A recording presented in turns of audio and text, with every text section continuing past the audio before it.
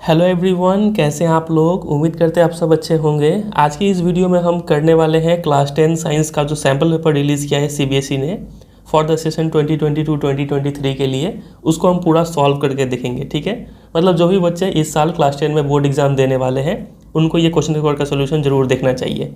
ठीक है, काफ़ी चीज़ आपको यहाँ से सीखने को मिलेगा। सोल्यूशन तो है ही और साथ ही साथ बीच में कुछ एक्स्ट्रा इन्फॉर्मेशन है तो वो भी हम बताते चलेंगे। ठीक है, चलिए सबसे पहले कुछ इंस्ट्रक्शंस देख लिया जाए। मैक्सिमम मार्क्स 80 मार्क्स है, सबको पता है। टाइम अलाउड 3 घंटे का मिलेगा। ठीक है, कुछ काम का इंस्ट्रक्शंस देखा जाए। सबसे पहला इंस्ट्रक्शन है कि इस क्वेश्चन पेपर में टोटल 39 क्वेश्चन है, 5 सेक्शन में बटा हुआ है। सेक्शन ए में 20 है MCQs, एक मार्क्स करके। सेक्शन बी में 6 वेरी शॉर्ट आंसर क्वेश्चन होंगे, 2 मार्क्स करके। और सेक्शन सी में 7 शॉर्ट आंसर होंगे, ठीक है, 3 मार्क्स करके। और सेक्शन डी में 3 लॉन्ग आंसर टाइप क्वेश्चंस होंगे। और सेक्शन ई में 3 सोर्स बेस्ड या फिर केस बेस्ड क्वेश्चंस होंगे, ठीक है, 4-4 मार्क्स करके। समझे कि नहीं समझे, यह क्वेश्चन पेपर का पैटर्न। सभी क्वेश्चंस कंपलसरी है, मतलब 39 क्वेश्चंस आपको अटेम्प्ट करना है, लेकिन बीच में कुछ क्वेश्चंस में इंटरनल चॉइस प्रोवाइड किया हुआ है, तो वो हम करते वक्त देख लेंगे। ठीक है, तो ये रहा कुछ इंस्ट्रक्शंस। वीडियो को पूरा एंड तक देखिएगा। चलिए स्टार्ट करते हैं इस पूरे सॉल्यूशन को।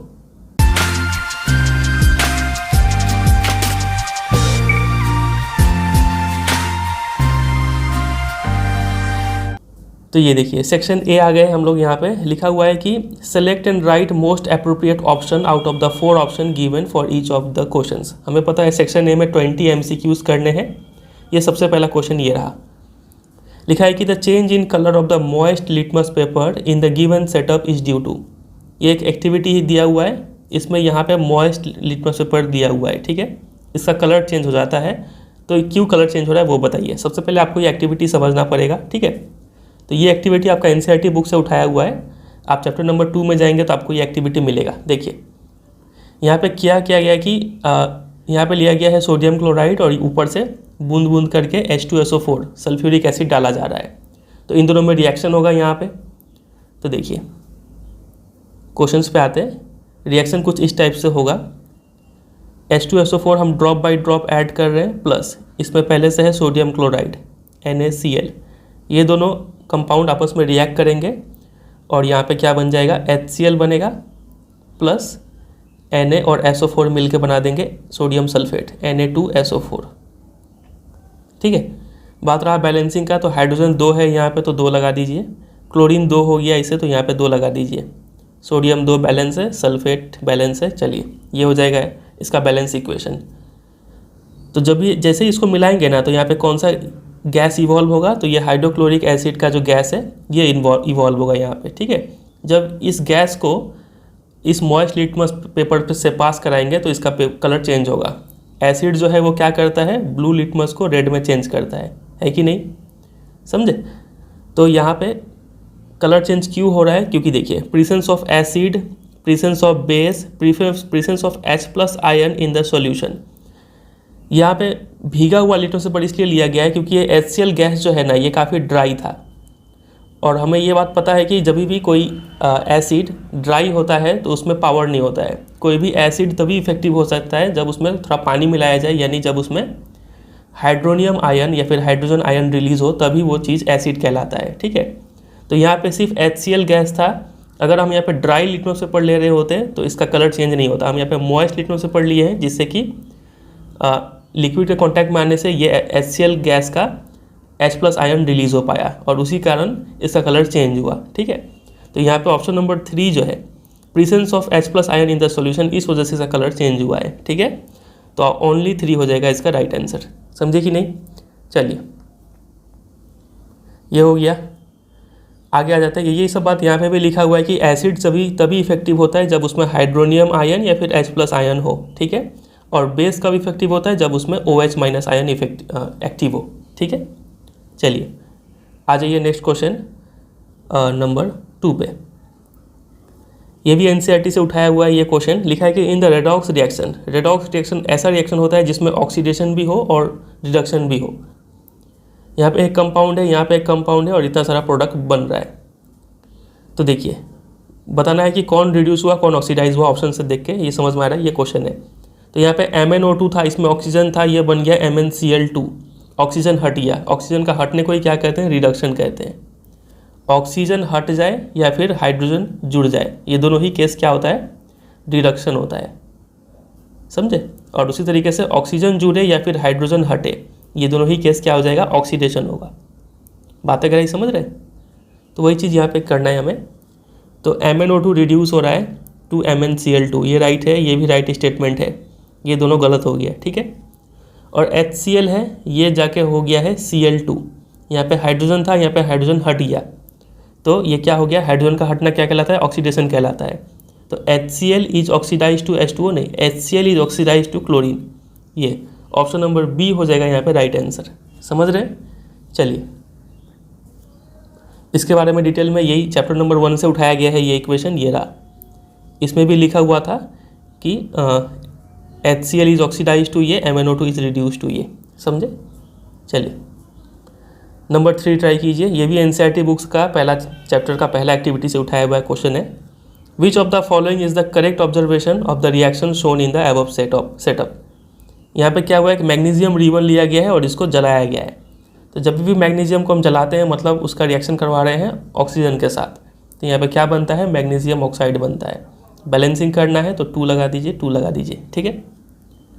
और ये मैग्नीशियम कैसा फ्लेम से जलता है, तो डेजलिंग वाइट फ्लेम, यही बहुत शब्द यूज़ किया हुआ है NCERT में।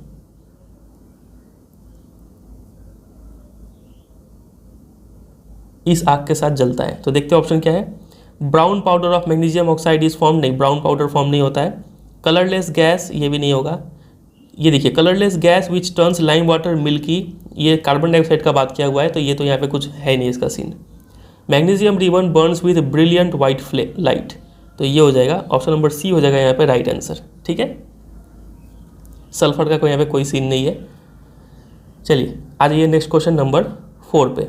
ये देखिए NCERT बुक का भी हम यहाँ पे पिक्चर लगाए हुए हैं ताकि आप समझ पाए कि ये क्वेश्चन NCERT बुक से ही उठाया हुआ है, इसी एक्टिविटी के ऊपर क्वेश्चन है। ये देखिए, magnesium ribbon burns with a dazzling white flame, ठीक है, and changes into a white powder. ये पाउडर जो होता है वो वाइट होता है।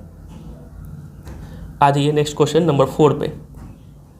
With reference to 4 gas, carbon dioxide, carbon monoxide, chlorine और oxygen, which one of the options in the table is correct, कौन सा ऑप्शन सही है। तो देखिए, एसिडिक ऑक्साइड, बताइए इसमें से एसिडिक ऑक्साइड कौन है। तो कार्बन जो होता है ना, कार्बन एक क्या है, नॉन मेटल है, और नॉन मेटल हमेशा कैसा ऑक्साइड बनाते हैं, एसिडिक ऑक्साइड, ज़्यादातर एसिडिक ऑक्साइड बनाते हैं, ठीक है। तो कार्बन डाइऑक्साइड एसिडिक ऑक्साइड है। Use in treatment of water, ये तो बहुत फेमस है, क्लोरीन का यूज़ किया जाता है पानी का ट्रीटमेंट में। प्रोडक्ट ऑफ रेस्पिरेशन, सांस लेते हैं तो क्या बनता है, कार्बन डाइऑक्साइड बनता है, ऑक्सीजन नहीं बनता है। प्रोडक्ट ऑफ इनकम्प्लीट कंबशन, जब आधा अधूरा कोई चीज़ को जलाते हैं तो क्या बनता है, वहाँ पे कार्बन मोनोऑक्साइड बनता है। तो ऑप्शन नंबर बी जो है वो चारों कंडीशन, मतलब चारों ऑप्शन राइट है वहाँ पे, ठीक है। चलिए, तो यहाँ पे एक क्वेश्चन में 4 क्वेश्चन पूछ लिया गया, ऐसा लग रहा है। आइए नेक्स्ट क्वेश्चन नंबर 5 पे आते हैं। उससे पहले यहाँ पे भी बात लिखा हुआ था कि नॉन मेटल्स जो है, मोस्ट नॉन मेटल्स वो एसिडिक ऑक्साइड बनाते हैं। तो कार्बन एक नॉन मेटल था, तो कार्बन डाइऑक्साइड क्या है, एक एसिडिक ऑक्साइड है, ठीक है।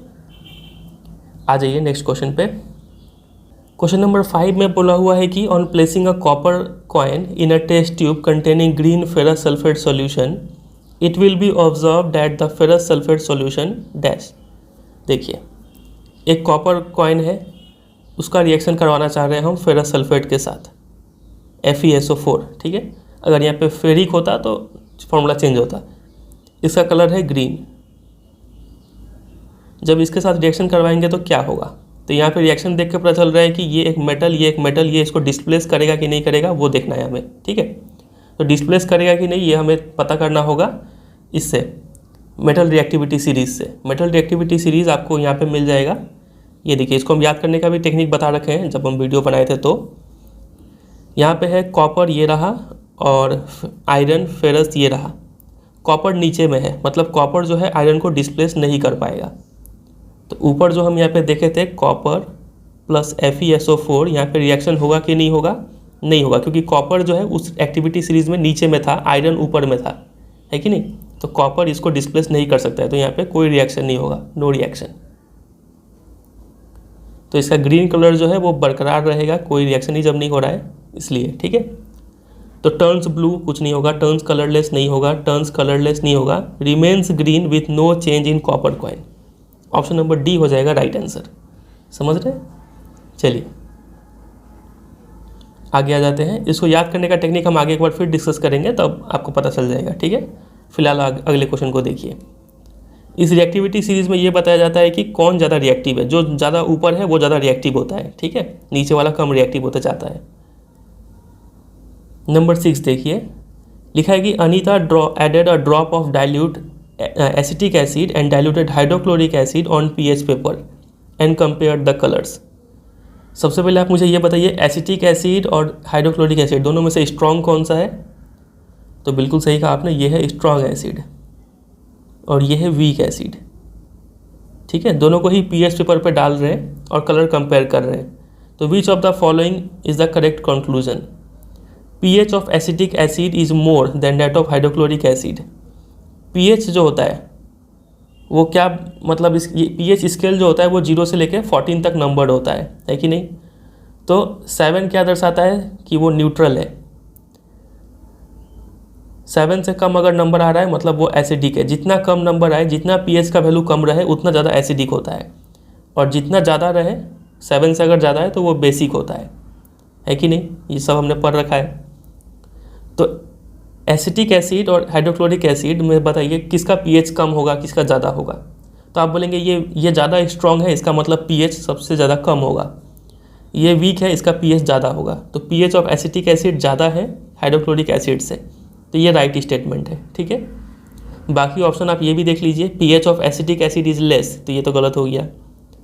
Acetic acid dissociate completely in aqueous solution. Completely dissociate कौन होता है? स्ट्रॉन्ग एसिड होते हैं, तो ये भी रॉन्ग हो गया। ठीक है, acetic acid is a strong acid, तो ये भी रॉन्ग हो गया। ठीक है, ये वीक एसिड होता है। ऑप्शन नंबर ए जो है वही राइट होगा। ठीक है, चलिए इसके बारे में कुछ बात जान लेते हैं। यहाँ पे देखिए, पीएच का मतलब सिर्फ इतना होता है कि पीएच एक ऐसा नंबर है जो इंडिकेट करता है एसिडिक और basic nature of a solution. जितना कम पीएच वैल्यू होगा उतना ज़्यादा हाइड्रोनियम आयन कंसंट्रेशन उसमें होगा। ठीक है, मतलब उतना ज़्यादा एसिडिक होगा वो। और अगर पीएच 7 है इसका मतलब वो सॉल्यूशन न्यूट्रल है। लेस देन 7 है इसका मतलब वो एसिडिक सॉल्यूशन है। 7 से ज़्यादा है, 7 से 14 के बीच में है, तो वो बेसिक सॉल्यूशन है, मतलब उसमें hydronium ion hydroxide ion OH minus ion ज़्यादा है उसमें। ठीक है, चलिए और कलर का बात करें तो आप यहाँ पे कलर भी देख सकते हैं। ऐसा कुछ कलर होता है, ये थोड़ा येलोइश रेडिश होता है, बीच में न्यूट्रल वाला ग्रीनिश होता है, इधर ब्लूइश होता है। ठीक है, चलिए आज ये नेक्स्ट क्वेश्चन पे 7 पे ट्राई कीजिए। ये क्वेश्चन हाल फिलहाल में आपको कार्बन एंड कंपाउंड्स का चैप्टर पढ़ाए थे, आपको ये क्वेश्चन आना चाहिए। लिखा है कि 4 ऑर्गेनिक कंपाउंड्स का फॉर्मूला दिया हुआ है ABCD। Choose the correct option, सही ऑप्शन चूज करना है। लिखा है कि A and B are unsaturated hydrocarbons. Hydrocarbons क्या होता है? तो ऐसे कार्बन कंपाउंड जो सिर्फ कार्बन और हाइड्रोजन से बने हो उसी को हाइड्रोकार्बन बोलते हैं। और अनसैचुरेटेड क्या होता है? मतलब 2 कार्बन के बीच में क्या तो डबल बॉन्ड हो या फिर 2 कार्बन के बीच में ट्रिपल बॉन्ड हो, तब उसको अनसैचुरेटेड बोलेंगे। ठीक है, तो देखते हैं ए क्या अनसैचुरेटेड हाइड्रोकार्बन है? तो 2 कार्बन के बीच में डबल बॉन्ड है, तो ये अनसैचुरेटेड तो है। हाइड्रोकार्बन है कि नहीं? सिर्फ कार्बन और हाइड्रोजन दिख रहा है, मतलब ये हाइड्रोकार्बन भी है, तो ए तो चलिए अनसैचुरेटेड हाइड्रोकार्बन निकला। बी सोच के बताइए अनसैचुरेटेड हाइड्रोकार्बन है कि नहीं? तो यहाँ पे हम देख रहे हैं कि ऑक्सीजन भी है, तो सबसे पहले बात तो ये तो हाइड्रोकार्बन ही नहीं है, तो ये गलत हो गया, बी नहीं है ये। ठीक है, ऑप्शन नंबर ए गलत। बी देखिए, सी और डी सैचुरेटेड हाइड्रोकार्बन बोला है। हाइड्रोकार्बन आपको पता ही है, सैचुरेटेड मतलब 2 कार्बन के बीच में सिंगल बॉन्ड होगा। ठीक है, तो सी बताइए सैचुरेटेड है? हाँ, 2 कार्बन के बीच में सिंगल बॉन्ड है और सैचुरेटेड हो गया। और हाइड्रोकार्बन मतलब सिर्फ कार्बन और हाइड्रोजन है, तो ये सैचुरेटेड हाइड्रोकार्बन है। ठीक है, डी बताइए है कि नहीं? डी में फिर से यहाँ पे ऑक्सीजन आ रहा है, मतलब ये हाइड्रोकार्बन तो नहीं है, तो डी नहीं होगा। तो यहाँ पे सिर्फ सी था, तो ये भी नहीं होगा, ये भी नहीं होगा। ऑप्शन नंबर सी देखिए, addition of hydrogen in presence of catalyst changes A to C।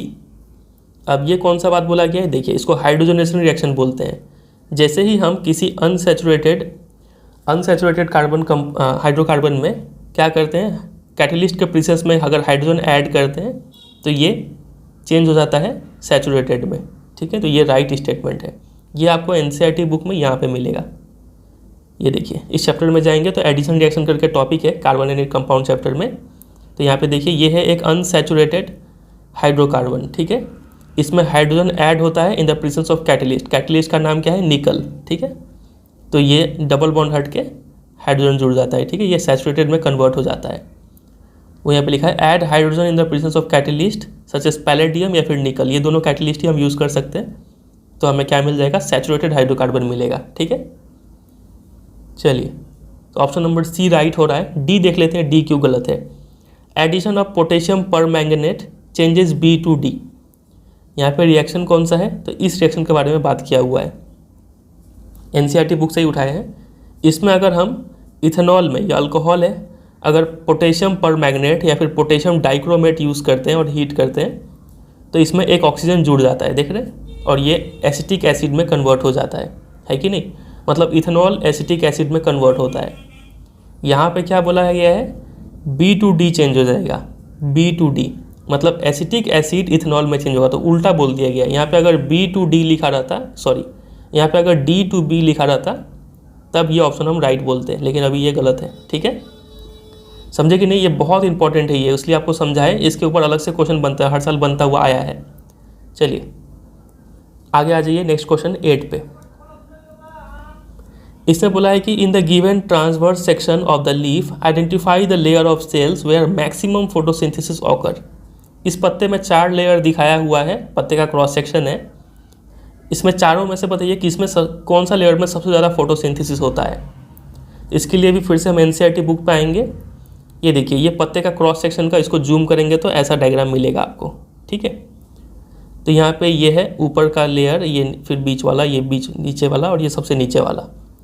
यहाँ पे आप देखेंगे ये जो सेल सब है इसमें बीच में येलो येलो डॉट्स बना हुआ है। ये येलो डॉट्स क्या है? क्लोरोप्लास्ट है। और इसी क्लोरोप्लास्ट के अंदर क्या होता है? क्लोरोफिल होता है। तो जितना ज़्यादा क्लोरोफिल होगा उतना ज़्यादा क्या होगा? फोटोसिंथेसिस होगा, समझे कि नहीं। तो यहाँ पे हम देख रहे हैं कि यहाँ पे काफ़ी ज़्यादा क्लोरोप्लास्ट है, मतलब काफ़ी ज़्यादा क्लोरोफिल है, और यहाँ पे भी काफ़ी ज़्यादा क्लोरोफिल है। तो ये बीच वाले लेयर में सबसे ज़्यादा फोटोसिंथेसिस होगा, समझे। यहाँ पे थोड़ा कम है तो थोड़ा कम फोटोसिंथेसिस होगा वहाँ पे। तो इस हिसाब से यहाँ पे कौन सा आंसर होना चाहिए? 2 और 3 में सबसे ज़्यादा क्लोरोप्लास्ट यानी सबसे ज़्यादा क्लोरोफिल है, यानी सबसे ज़्यादा फोटोसिंथेसिस 2 और 3 में होगा। Option number B right answer है। बात अगर आई समझे। चलिए आ जाइए नेक्स्ट नंबर 9 पे। इसमें बोला है कि ऑब्जर्व द एक्सपेरिमेंटल सेटअप। ये एनसीईआरटी का ही फिगर है, अगर आपने एनसीईआरटी स्टडी किया है तो। Name the chemical indicated at X that can absorb the gas which is evolved as a byproduct of respiration। यहाँ पे रेस्पिरेशन होगा तो कौन सा गैस निकलेगा? कार्बन डाइऑक्साइड गैस निकलेगा। तो इसको अब्जॉर्ब करने के लिए ये एक प्लेट में कौन सा सब्सटेंस रखा हुआ है एक्स, वो बताइए। तो अगर आप इसका answer option number B choose कर रहे हैं तो आप बिल्कुल राइट है। पोटेशियम हाइड्रोक्साइड को हम यहाँ पे रखते हैं ताकि ये कार्बन डाइऑक्साइड गैस को अब्जॉर्ब कर ले। समझ रहे हैं कि नहीं समझ रहे हैं? समझ रहे हैं। चलिए आइए नेक्स्ट क्वेश्चन। और ये चीज़ आप एनसीईआरटी बुक में भी देख सकते हैं। यहाँ पे वॉच ग्लास में पोटेशियम हाइड्रोक्साइड रखा हुआ है, इसका काम ही है टू अब्जॉर्ब कार्बन डाइऑक्साइड, ठीक है। चलिए नंबर 10 लिखा है कि if a tall pea plant is crossed with a pure dwarf pea plant then what percentage of F1 and F2 generation respectively will be tall. देखिए F1 जनरेशन है, यहाँ पे फर्स्ट जनरेशन, पेरेंट जनरेशन जिसको बोलते हैं। यहाँ पे एक टॉल पी प्लांट ले रहे हैं। अब यहाँ पे इन लोगों ने क्वेश्चन में सिर्फ टॉल पी प्लांट लिखा है, प्योर या फिर हाइब्रिड नहीं लिखा है, तो इसको हम प्योर मान के चलेंगे, ठीक है। कुछ नहीं लिखा रहे तो प्योर मान के चलते हैं।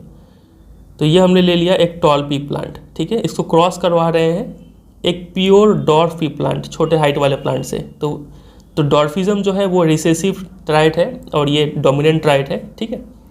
तो डोमिनेंट के लिए कैपिटल टी यूज़ करते हैं, रिसेसिव के लिए स्मॉल टी यूज़ करते हैं। गैमेट फॉर्मेशन में यहाँ से एक आएगा जीन और यहाँ से एक आएगा जीन, ठीक है। इसको क्रॉस करवाने के लिए हम ऐसा एक टेबल बनाते हैं और इसका ये टी यहाँ लिखते हैं और फिर इसका टी यहाँ पे लिखते हैं। दोनों को कंबाइन करके क्या बन रहा है? टी। तो इसमें कितने परसेंट जो भी बच्चे होंगे सब क्या होंगे? लंबे होंगे। मतलब यहाँ पे 100% जो है F1 जनरेशन में 100% टॉल प्लांट मिलेंगे हमें, ठीक है।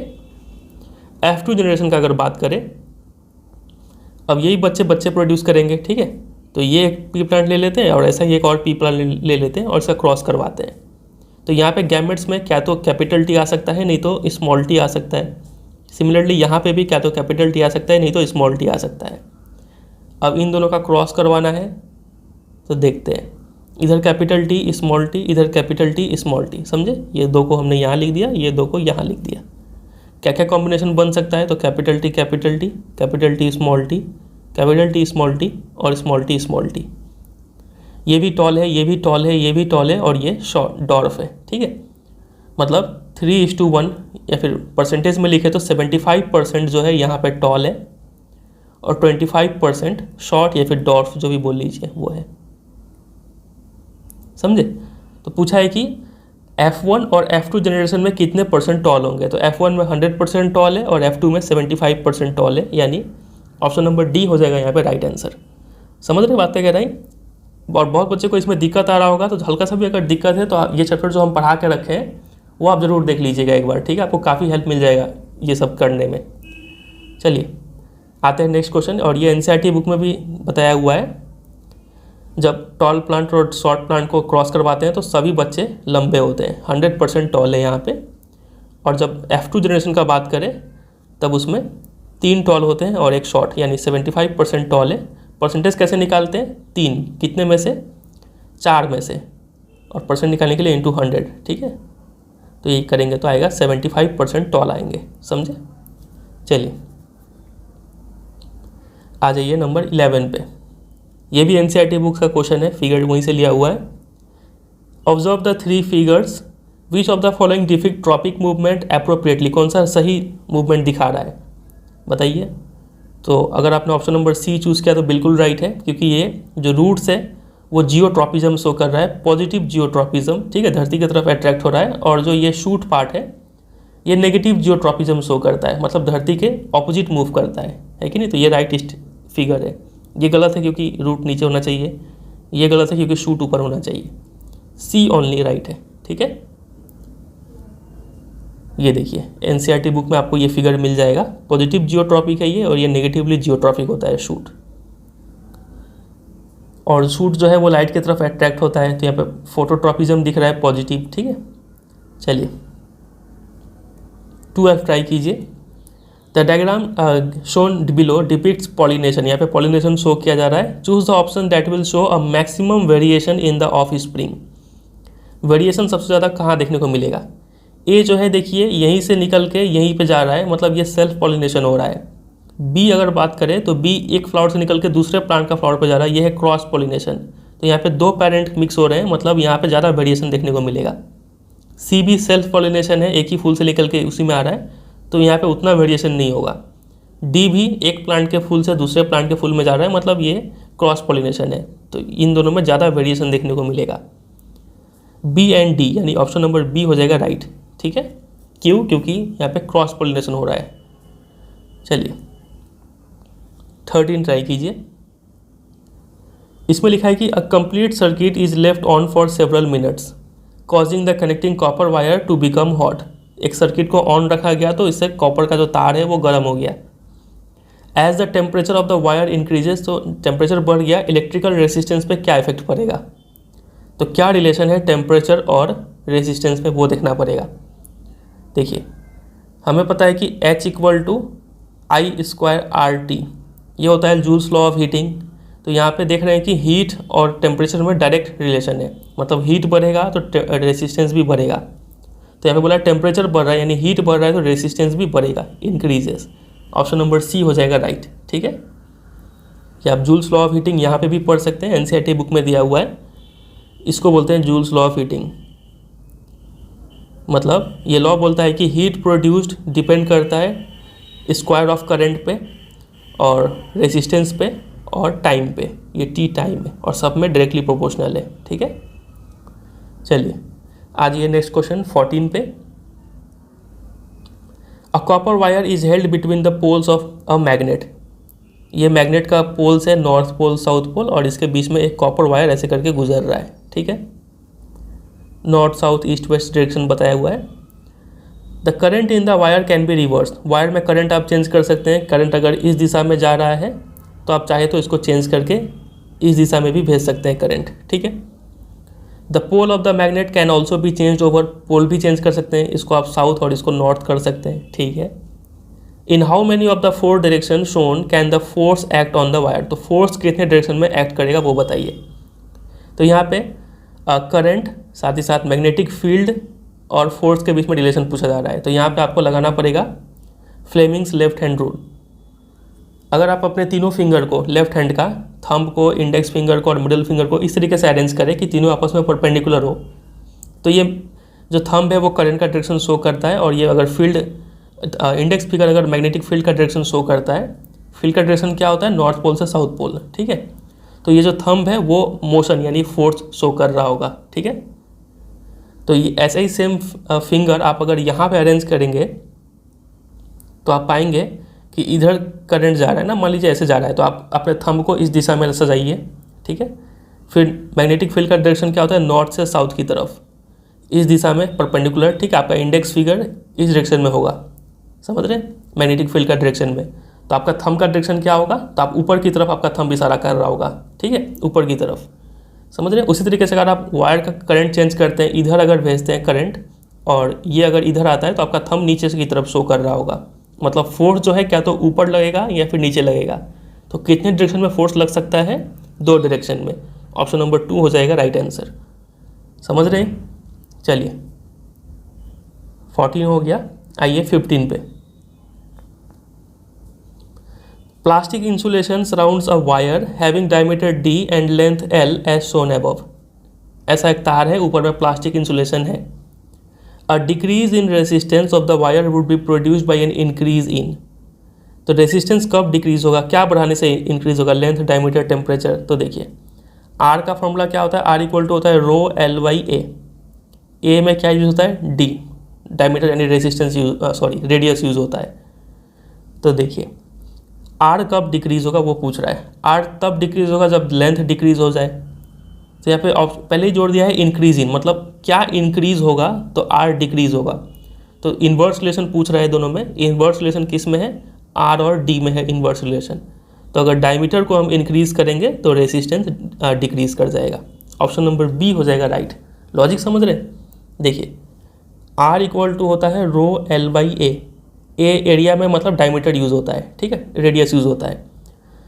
तो और ये नीचे में रेसिप्रोकल में, मतलब जितना ज़्यादा डायमीटर होगा उतना कम रेजिस्टेंस होगा।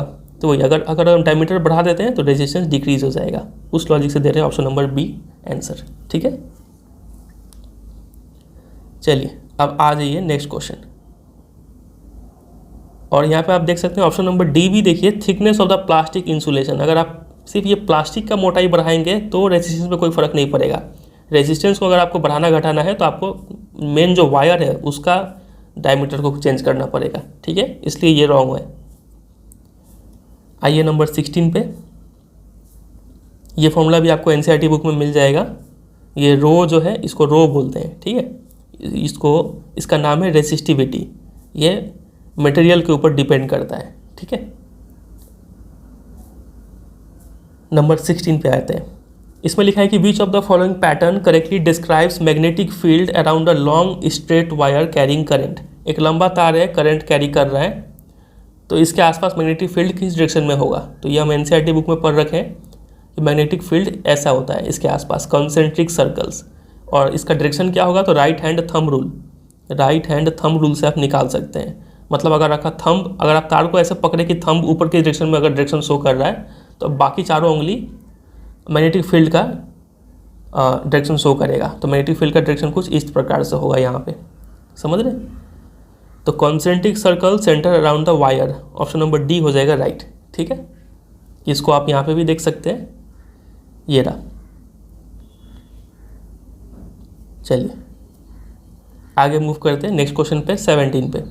ये असर्शन रीजन बेस्ड क्वेश्चन है। लिखा है कि यहाँ पे 2 स्टेटमेंट है असर्शन रीजन, इनमें से सही ऑप्शन चूज करना है। असर्शन में बोला है कि silver bromide decomposition is use in black and white photography. तो बिल्कुल राइट स्टेटमेंट है। सिल्वर ब्रोमाइड डिकम्पोजिशन, ये रिएक्शन होता कैसे, देखिए ये है सिल्वर ब्रोमाइड AgBr।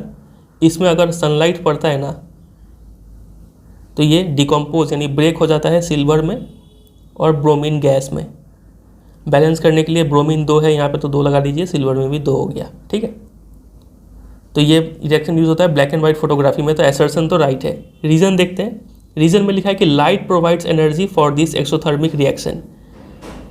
सबसे पहले बताइए क्या ये एक्सोथर्मिक रिएक्शन है क्या? एक्सोथर्मिक रिएक्शन में क्या होता है कि हीट रिलीज होता है। यहाँ पे हम अलग से सनलाइट हीट प्रोवाइड कर रहा है, हीट कंज्यूम हो रहा है, तो ये तो एंडोथर्मिक रिएक्शन है, एक्सोथर्मिक नहीं है, ठीक है। तो ये रॉन्ग स्टेटमेंट है। रीज़न रॉन्ग होते ही रीज़न रॉन्ग सिर्फ इसी में होता है, reason wrong. Option number C हो जाएगा राइट, ठीक है। चलिए,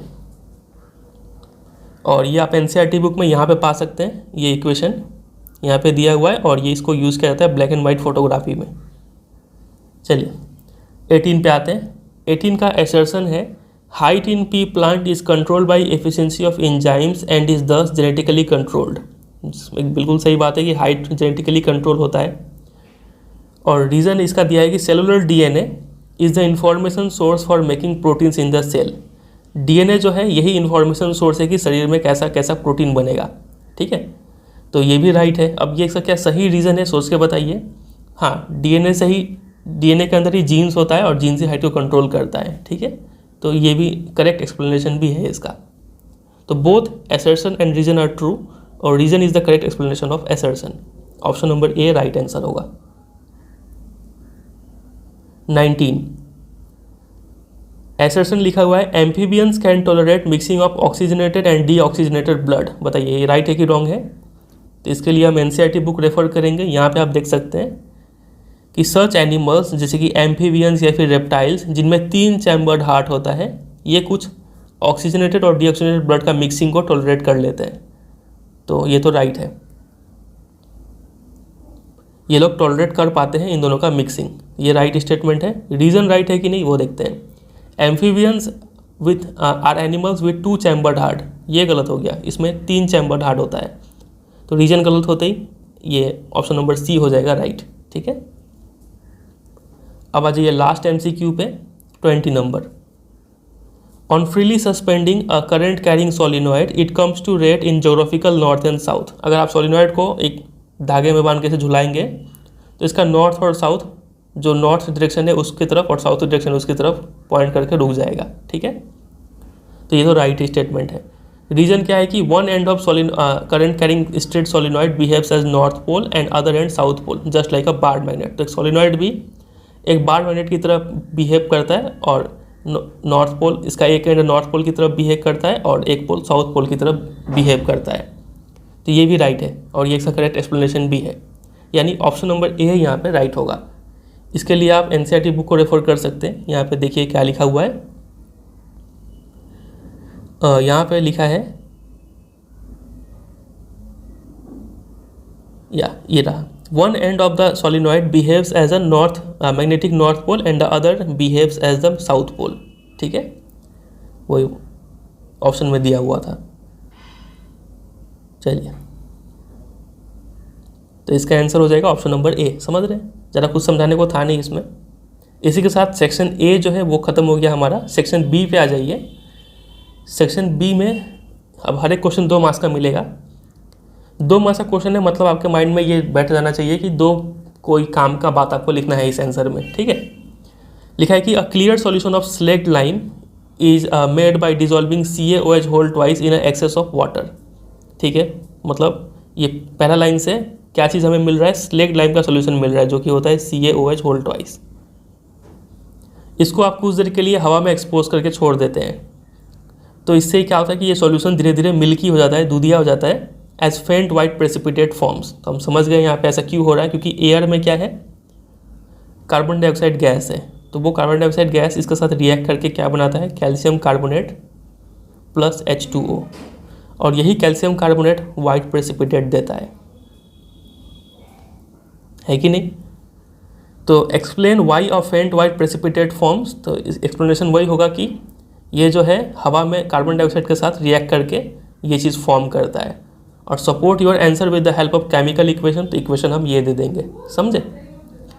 तो इसका आंसर आप यहाँ पे देख सकते हैं डिटेल में। एनसीईआरटी बुक में ये आपको इधर पे मिलेगा, और डिटेल में आंसर आप ऐसे लिखेंगे। देखिए, कैल्शियम हाइड्रोक्साइड कार्बन डाइऑक्साइड जो एटमॉस्फेयर में प्रेजेंट है उसके साथ रिएक्ट करता है, ठीक है, और क्या बनाता है, कैल्शियम कार्बोनेट बनाता है जो कि एक वाइट प्रेसिपिटेट फॉर्म करता है।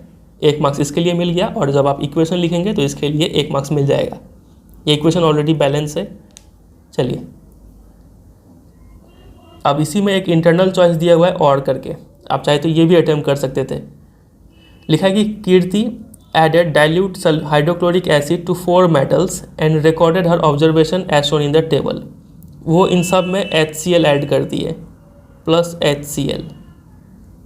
HCl और यहाँ पे भी प्लस HCl, और ऑब्जर्वेशन ऐसा आ रहा है। तो देखिए, रिएक्शन होता क्या है कि एसिड में मेटल डालने से हाइड्रोजन गैस इवॉल्व होता है। तो बोला है कि इसमें गैस इवॉल्व होता है, इसमें नहीं होता है, और इसमें होता है। तो बताना है कि वो सही है कि गलत। तो इसके लिए हमें फिर से यहाँ पे मेटल रिएक्टिविटी सीरीज़ का यूज़ करना है।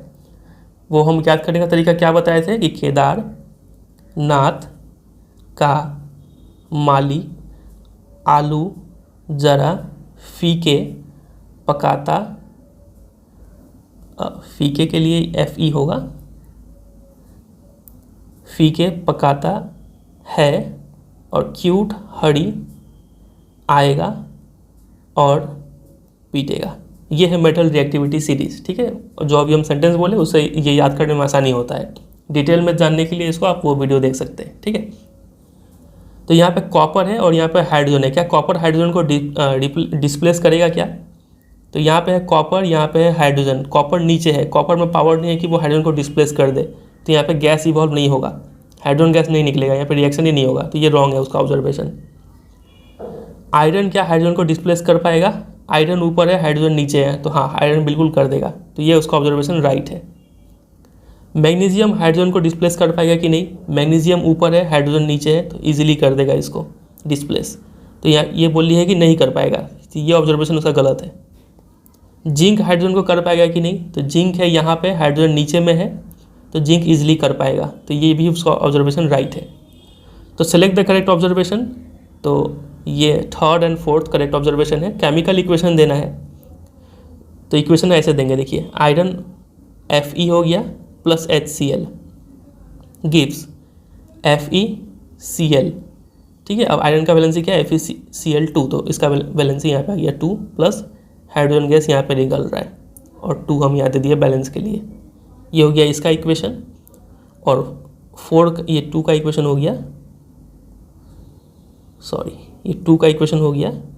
तो चौथे वाले का रिएक्शन कुछ ऐसा होगा, जिंक है यहाँ पे Zn प्लस HCl, ये बनेगा ZnCl2 zinc chloride plus hydrogen gas, और बैलेंस करने के लिए हम यहाँ पे 2 दे देंगे, ठीक है। तो इतना ही करना था आपको। देखिए इसका डिटेल आंसर आप यहाँ पे लिखेंगे। ये चीज़ आपको NCERT बुक में यहाँ पे भी मिल जाएगा, कि यहाँ पे लिखा हुआ था कि copper does not react with dilute HCl, ऐसा कुछ बात लिखा है। या फिर आप जैसे हम बताएं वैसे भी सोल्यूशन कर सकते हैं। यहाँ पे देखिए इसका आंसर दिया हुआ ये कि ये है राइट स्टेटमेंट, और ये मतलब ये एक इक्वेशन, ये एक इक्वेशन, और यहाँ पे ब्रैकेट में देखिए लिखा है कि नो डिडक्शन फॉर बैलेंसिंग और स्टेट्स। अगर आप बैलेंस नहीं भी करते हैं या फिर स्टेट ब्रैकेट में नहीं भी लिखते हैं तो मार्क्स नहीं कटेगा। तो स्टेट के लिए चलिए मार्क्स तो नहीं कटता, लेकिन फिर भी आप बैलेंस करके आइएगा एग्जाम में अगर आपको आता है तो, ठीक है। चलिए ये हो गया इसका आंसर। और यहाँ पे आप देख सकते हैं कि FeCl2 भी लिखा है, FeCl3 भी लिखा है, ये आपके ऊपर है, क्योंकि आयरन का बैलेंस ही 2 होता है, एक होता है 2, एक होता है 3। अगर आप 3 मान के चले तो आयरन यहाँ पे प्रोडक्ट क्या बनेगा? FeCl3। तो हम ज़्यादातर केस में 2 ही मान के चलते हैं, FeCl2 ये प्रोडक्ट उसलिए हम लिखे थे, ठीक है। आज ये नेक्स्ट क्वेश्चन 22 पे। How is the mode of action in the beating of the heart different from reflex action? Give 4 example. बोलते हैं कि हार्ट का, दिल का धड़कना और रिफ्लेक्स एक्शन में क्या डिफरेंस है। बहुत अच्छा क्वेश्चन है ये। देखिए इसका आंसर इन्होंने मार्किंग स्कीम में भी काफ़ी अच्छे तरीके से दिया है, तो इसलिए हम वही आंसर ले लिए। बीटिंग ऑफ हार्ट और एक है reflex action. Beating of heart क्या होता है? एक इनवॉलेंटरी एक्शन होता है, ठीक है। और जबकि रिफ्लेक्स एक्शन कब होता है? जब हम किसी के रेस्पॉन्स में हम ये इस एक्शन को परफॉर्म करते हैं। फॉर एग्जाम्पल अगर आपका हाथ अचानक से कोई गर्म चीज़ को छूता है तो आपका हाथ अचानक से हट जाता है, तो इस हटने को क्या बोलेंगे? रिफ्लेक्स एक्शन बोलेंगे, ठीक है। मतलब कोई चीज़ स्टिमुलस होना पड़ेगा यहाँ पे, तभी ये रिफ्लेक्स एक्शन परफॉर्म करेगा हमारा शरीर। लेकिन अब बीटिंग ऑफ हार्ट क्या है, एक इनवॉलेंट्री एक्शन है, हम चाहे या फिर नहीं चाहे वो हमारा शरीर अपने आप करता रहेगा, दिल का धड़कना हम कंट्रोल नहीं कर सकते, ठीक है।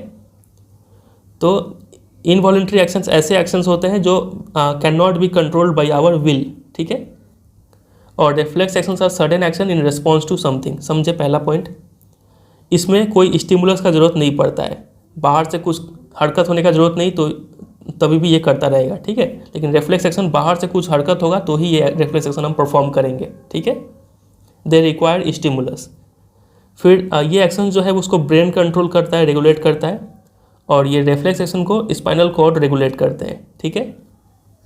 अगला पॉइंट है कि they do not involve skeletal muscle, यहाँ पे स्केलेटल मसल का कोई यूज़ नहीं होता है, लेकिन यहाँ पे स्केलेटल मसल का यूज़ होता है, ठीक है। फिर these actions are perform throughout one's life, समझ ही गए।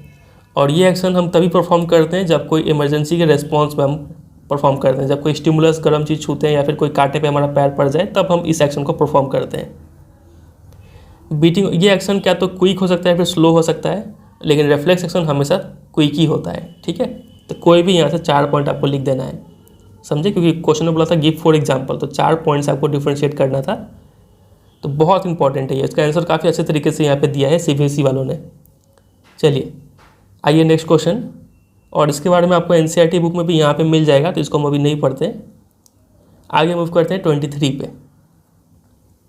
इसमें बोला है कि patients with gall bladder, patients whose gall bladder are removed are recommended to eat less oily food, why. ऐसे पेशेंट जिनका गॉल ब्लैडर हटा दिया गया हो उनको कम तेल वाला खाना खाने के लिए बोला जाता है, तो ऐसा क्यों। तो सबसे पहले आप ये बताइए कि गॉल ब्लैडर का काम क्या है। तो इसके लिए हम चलते हैं NCERT बुक में। यहाँ पे देखिए गॉल ब्लैडर का काम बोला गया है कि ये बाइल स्टोर करता है, ठीक है। और ये बाइल सॉल्ट का काम क्या होता है, ये फैट्स को लार्जर ग्लोब्यूल से स्मॉलर ग्लोब्यूल में ब्रेक डाउन करने में हेल्प करता है। और ये फैट लार्जर से स्मॉल में ब्रेक होने का प्रोसेस को क्या बोलते हैं, इमल्सिफिकेशन बोलते हैं। इस टर्म को आप याद रखेंगे, ठीक है। तो अगर ऐसा इंसान जिसका गॉल ब्लैडर ही रिमूव कर दिया गया हो तो उसमें बाइल नहीं होगा उतना, ठीक है। बाइल नहीं होने से वो इमल्सिफिकेशन फैट्स का नहीं कर पाएगा, इसलिए उसको बोला जाता है कि आप कम ऑयली चीज़ खाइए, ठीक है। क्योंकि जितना कम तेल रहेगा उतना कम फैट रहेगा और उतना इसका ज़रूरत कम पड़ेगा, ठीक है। तो इसी लॉजिक से इसका आंसर देना है। देखिए डिटेल आंसर यहाँ पे लिखा हुआ है, गॉल ब्लैडर बाइल स्टोर करता है जिससे इमल्सिफिकेशन ऑफ लिपिड्स यानी फैट्स का इमल्सिफिकेशन होता है, ठीक है। अगर ये स्टोर्ड बाइल एब्सेंट है तो इमल्सिफिकेशन ऑफ फैट जो है वो नेग्लिजिबल हो जाएगा या फिर कम हो जाएगा, ठीक है। और फैट डाइजेशन स्लो हो जाएगा, इसीलिए ऐसा डाइट रेस्ट्रिक्शन लगाया जाता है, समझे। चलिए 24, name the substances other than water that are reabsorb during urine formation. पानी के अलावा और क्या क्या चीज़ ऑब्जॉर्ब होता है हमारे किडनी से, ठीक है, वो बताना है। और 2 पैरामीटर यानी 2 कंडीशन बताइए जिससे कि अमाउंट ऑफ वाटर कितना ऑब्जॉर्ब होगा उस पर डिपेंड करता हो, ठीक है। तो इसके लिए NCERT बुक में आंसर मिल जाएगा। ये देखिए नेफ्रॉन का डायग्राम बहुत इंपॉर्टेंट, ये देखिए क्या क्या चीज़ ऑब्जॉर्ब होता है। सब सब्सटेंसेस सच एज ग्लूकोज हो गया, एमिनो एसिड, सॉल्ट और मेजर अमाउंट ऑफ वाटर। तो वाटर के अलावा ग्लूकोज, एमिनो एसिड, सॉल्ट ये सब रीअब्जॉर्ब होता है, ठीक है। और अमाउंट ऑफ वाटर रीअब्जॉर्ब वो डिपेंड करता है 2 चीज़ों पे। Number 1, how much excess water there is in the body, पानी में कितना, बॉडी में कितना पानी है उस पर डिपेंड करेगा कि कितना पानी ऑब्जॉर्ब होगा। और दूसरा कितना डिजॉल्व वेस्ट है जिसको एक्सक्रीट करना है उस पर डिपेंड करेगा कि कितना पानी ऑब्जॉर्ब होगा, ठीक है। ये 2 कंडीशन पे। तो ये देखिए डिटेल आंसर यहाँ पे, ग्लूकोज, एमिनो एसिड, सॉल्ट ये सब चीज़ रीअब्जॉर्ब होता है, ठीक है। और ये रीअब्जॉर्प्शन डिपेंड करता है 2 चीज़ों पे। ये देखिए नंबर 1 में ये लिखा है, नंबर 2 में ये लिखा है, ठीक है। चलिए 25 देखिए, लाइट चैप्टर से क्वेश्चन है। ये डायग्राम दिया हुआ है प्रिज्म का और बोला है कि state the phenomena observed in the above diagram. कौन सा फेनोमेना है यहाँ पे, तो यहाँ पे हो रहा है डिस्पर्सन। डिस्पर्सन होता है क्या है, तो इसी लाइट का स्प्लिट होना उसके कंपोनेंट कलर्स में। अगर वाइट लाइट है तो 7 कलर्स में स्प्लिट होने का प्रोसेस को क्या बोलते हैं, डिस्पर्सन बोलते हैं, ठीक है। क्योंकि वाइट लाइट 7 रंगों से मिलकर बना है। Explain with reference to diagram which of the 2 lights mentioned above will have higher wavelength. Wavelength किसका ज़्यादा होगा, येलो का कि ब्लू का? तो वेवलेंथ जो है वो डायरेक्टली प्रोपोर्शनल होता है स्पीड के, जितना ज़्यादा स्पीड उतना ज़्यादा वेवलेंथ। तो यहाँ पे येलो लाइट का स्पीड ज़्यादा है, ब्लू लाइट का स्पीड कम है, इसका मतलब इसका वेवलेंथ ज़्यादा होगा, ठीक है, इसका वेवलेंथ कम होगा इसके कंपैरिजन में। तो ये एनसीईआरटी बुक में भी इस सब आंसर आपको मिल जाएगा। Splitting of light into its component colour is called dispersion, ये सब है। बाकी डिटेल आंसर आपको यहाँ पे मिलेगा। डिस्पर्सन लिखेंगे, उसको डिफाइन कर देंगे। और दूसरा पूछा था कि किसका वेवलेंथ ज़्यादा है, तो वेलोसिटी है डायरेक्टली प्रोपोर्शनल वेवलेंथ का, ठीक है। इसका मतलब येलो लाइट का वेवलेंथ ज़्यादा होगा, क्यों? क्योंकि येलो लाइट का स्पीड ज़्यादा है ब्लू लाइट से, ठीक है। नेक्स्ट क्वेश्चन पे आते हैं। इसी में एक इंटरनल चॉइस भी दिया हुआ है। लिखा है कि how will you use two identical prism so that a narrow beam of white light incident on one prism emerges out of the second prism as white light, draw the diagram. दो prism आप लेंगे और उसको कैसे use करेंगे कि एक prism जो वाइट लाइट को बिखेर रहा है वो वाइट लाइट वापस कंबाइन होके, ठीक है, कुछ ऐसा डायग्राम बनता है यहाँ पे, एक वापस फिर से वाइट लाइट दे दे। तो कैसे यूज़ करेंगे, तो आपको दो प्रिज्म लेना है और दोनों आइडेंटिकल प्रिज्म लेना है, ठीक है। दोनों का एंगल ऑफ डिफ्लेक्शन इक्वल होना चाहिए। मतलब आप आंसर यहाँ पे देखिए डिटेल में। एनसीईआरटी बुक में लिखा है कि दोनों आइडेंटिकल प्रिज्म को आप इन्वर्टेड पोजीशन में रखेंगे, ठीक है। मतलब एक ऐसा है तो दूसरा को आप उल्टा रखेंगे इन्वर्टेड पोजीशन में, ऐसे यूज़ करेंगे। मतलब यही कीवर्ड है इसका आंसर में, ठीक है। और आपको ये डायग्राम बना देना है। डिटेल आंसर आप यहाँ पे देख सकते हैं कि angle of deflection of the two prism needs to be equal and opposite, ठीक है। ये जितना डिफ्लेक्ट कर रहा है, ये लाइट और ये फाइनल इंसिडेंट लाइट और ये है बाहर से में इमर्जेंट रे, ठीक है। इन दोनों के बीच में जो एंगल होता है उसी को क्या बोलते हैं, एंगल ऑफ डिफ्लेक्शन। तो दोनों प्रिज्म का वो इक्वल होना पड़ेगा और ऑपोजिट होना पड़ेगा, जिससे कि क्या हो, देखिए, while the first prism splits the light in 7 colours due to angle of deflection, the second prism क्या करता है, कंबाइन कर देता है। फर्स्ट प्रिज्म स्प्लिट कर रहा है, सेकेंड प्रिज्म कंबाइन कर रहा है, ताकि एक सिंगल रे मिल जाए और कलर्स फिर से कंबाइन होकर वाइट लाइट देते हैं एज इमर्जेंट लाइट यहाँ पे। और ये आप डायग्राम बना देंगे, ठीक है। इतना ही करना था इसमें। नंबर 26 देखिए, इसमें पूछा है कि a lot of waste is generated in neighbourhood, ठीक है। बहुत ज़्यादा कचरा हो रहा है। Almost all of it is biodegradable, और सभी क्या है, बायोडिग्रेडेबल है, मतलब गल जाएंगे, सड़ जाएंगे। What impact will it have on the environment और ह्यूमन हेल्थ, इसका इम्पैक्ट क्या पड़ेगा? तो बहुत सारा इम्पैक्ट है, यहाँ पे आंसर दिया है रेडीमेड, उसको पढ़ लेते हैं। इसका डिकम्पोजिशन स्लो प्रोसेस है, जिससे कि काफ़ी फाउल स्मेल और गैसेस आएगा। ऐसा तो नहीं है कि 1-2 घंटा में सड़ के ख़त्म हो जाए, 1-2 दिन आपको उसका गंध बर्दाश्त करना पड़ेगा, ठीक है। और इससे क्या होगा कि बहुत सारे जर्म्स जो है वो उसका ब्रीडिंग ग्राउंड बन जाएगा, जिससे कि अनहाइजीनिक कंडीशन क्रिएट हो जाएगा। तो ये 2 पॉइंट आप ये भी लिख सकते हैं, या फिर जो आपके मन में है वो भी लिख सकते हैं। तो बस इसी के साथ हमारा सेक्शन बी जो है वो एंड हो जाता है यहाँ पे। और ये आप सॉल्यूशंस नोट डाउन करने का जल्दबाजी नहीं करें, ठीक है, क्योंकि आपको ये सारा सॉल्यूशन मेरे वेबसाइट पे मिल जाएगा। www.cbseguidanceweb.com पे जाएंगे और आपको वहाँ पे होम पेज में या फिर क्लास 10 वाले सेक्शन में आपको ये सारा सॉल्यूशन मिल जाएगा, ठीक है। पूरा PPT हम डाल देंगे वहाँ पे। चलिए, तो एक थोड़ा सा ब्रेक लेते हैं, छोटा सा। सेक्शन बी खत्म हो गया, आप टायर्ड हो गए होंगे, हम भी थोड़ा टायर्ड हो गए, थोड़ा ब्रेक लेते हैं। मैं नहीं मानता। और उसके बाद सेक्शन सी स्टार्ट करते हैं।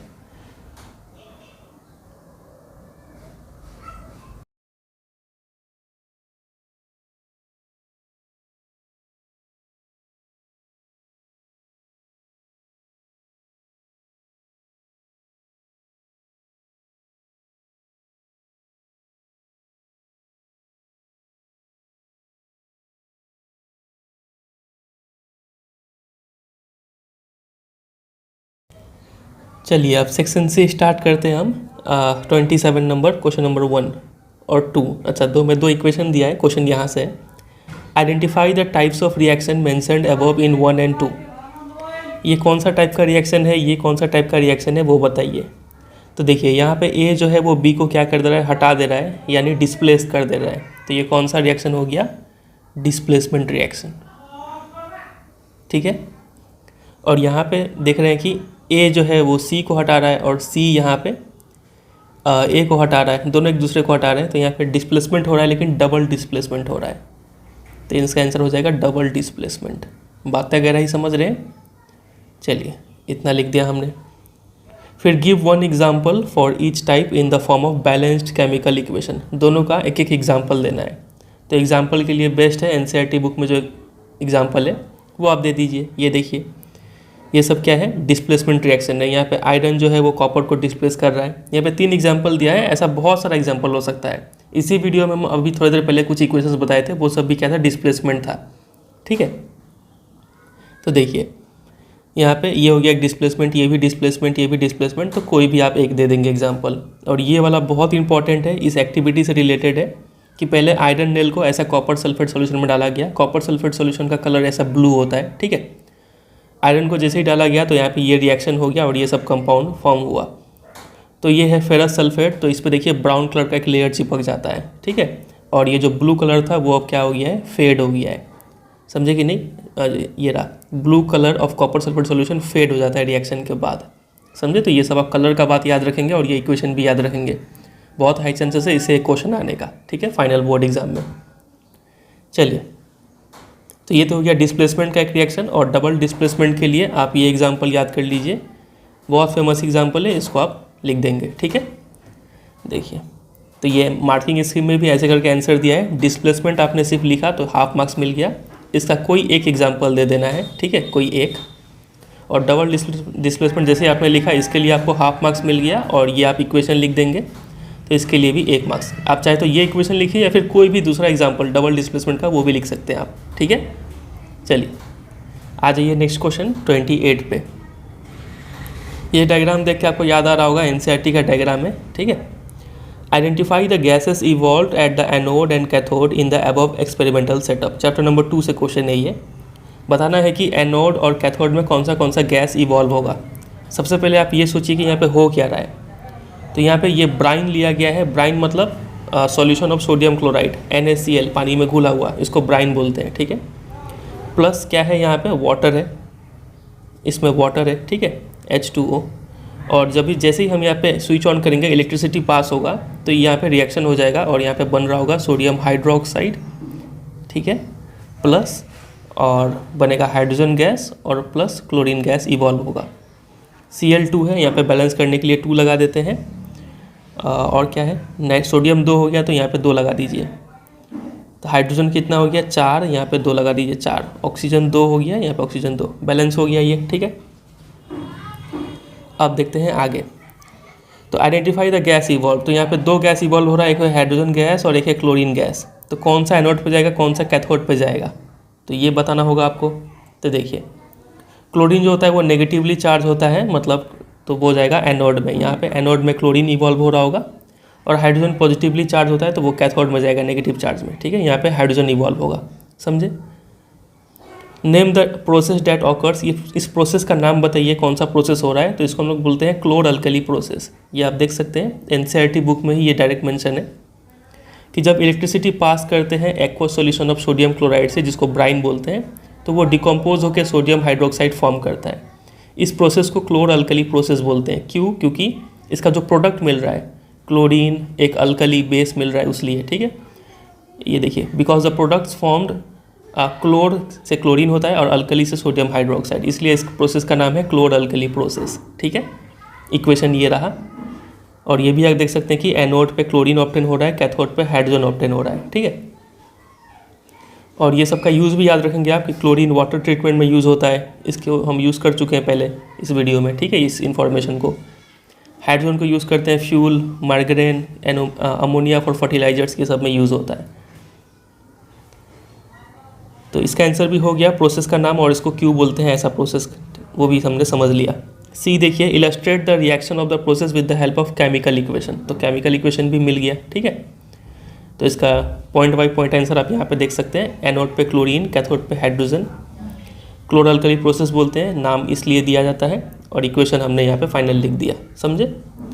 चलिए, ये हो गया 28। आ जाइए नेक्स्ट क्वेश्चन 29 पे। इसमें बोला गया है कि the leaves of a plant were covered with aluminium foil. आप पत्ते को एल्यूमिनियम फॉयल से कवर कर देते हैं, तो how would it affect the physiology of the plant. Plant पे क्या इफेक्ट पड़ेगा इसका। तो जैसे ही आप किसी पत्ते को आप एल्यूमिनियम फॉयल से कवर कर देते हैं तो क्या होगा, पत्ता से क्या क्या होता है। नंबर 1, सबसे पहले तो फोटोसिंथेसिस अफेक्टेड होगा। है कि नहीं, फोटोसिंथेसिस अच्छे से नहीं हो पाएगा,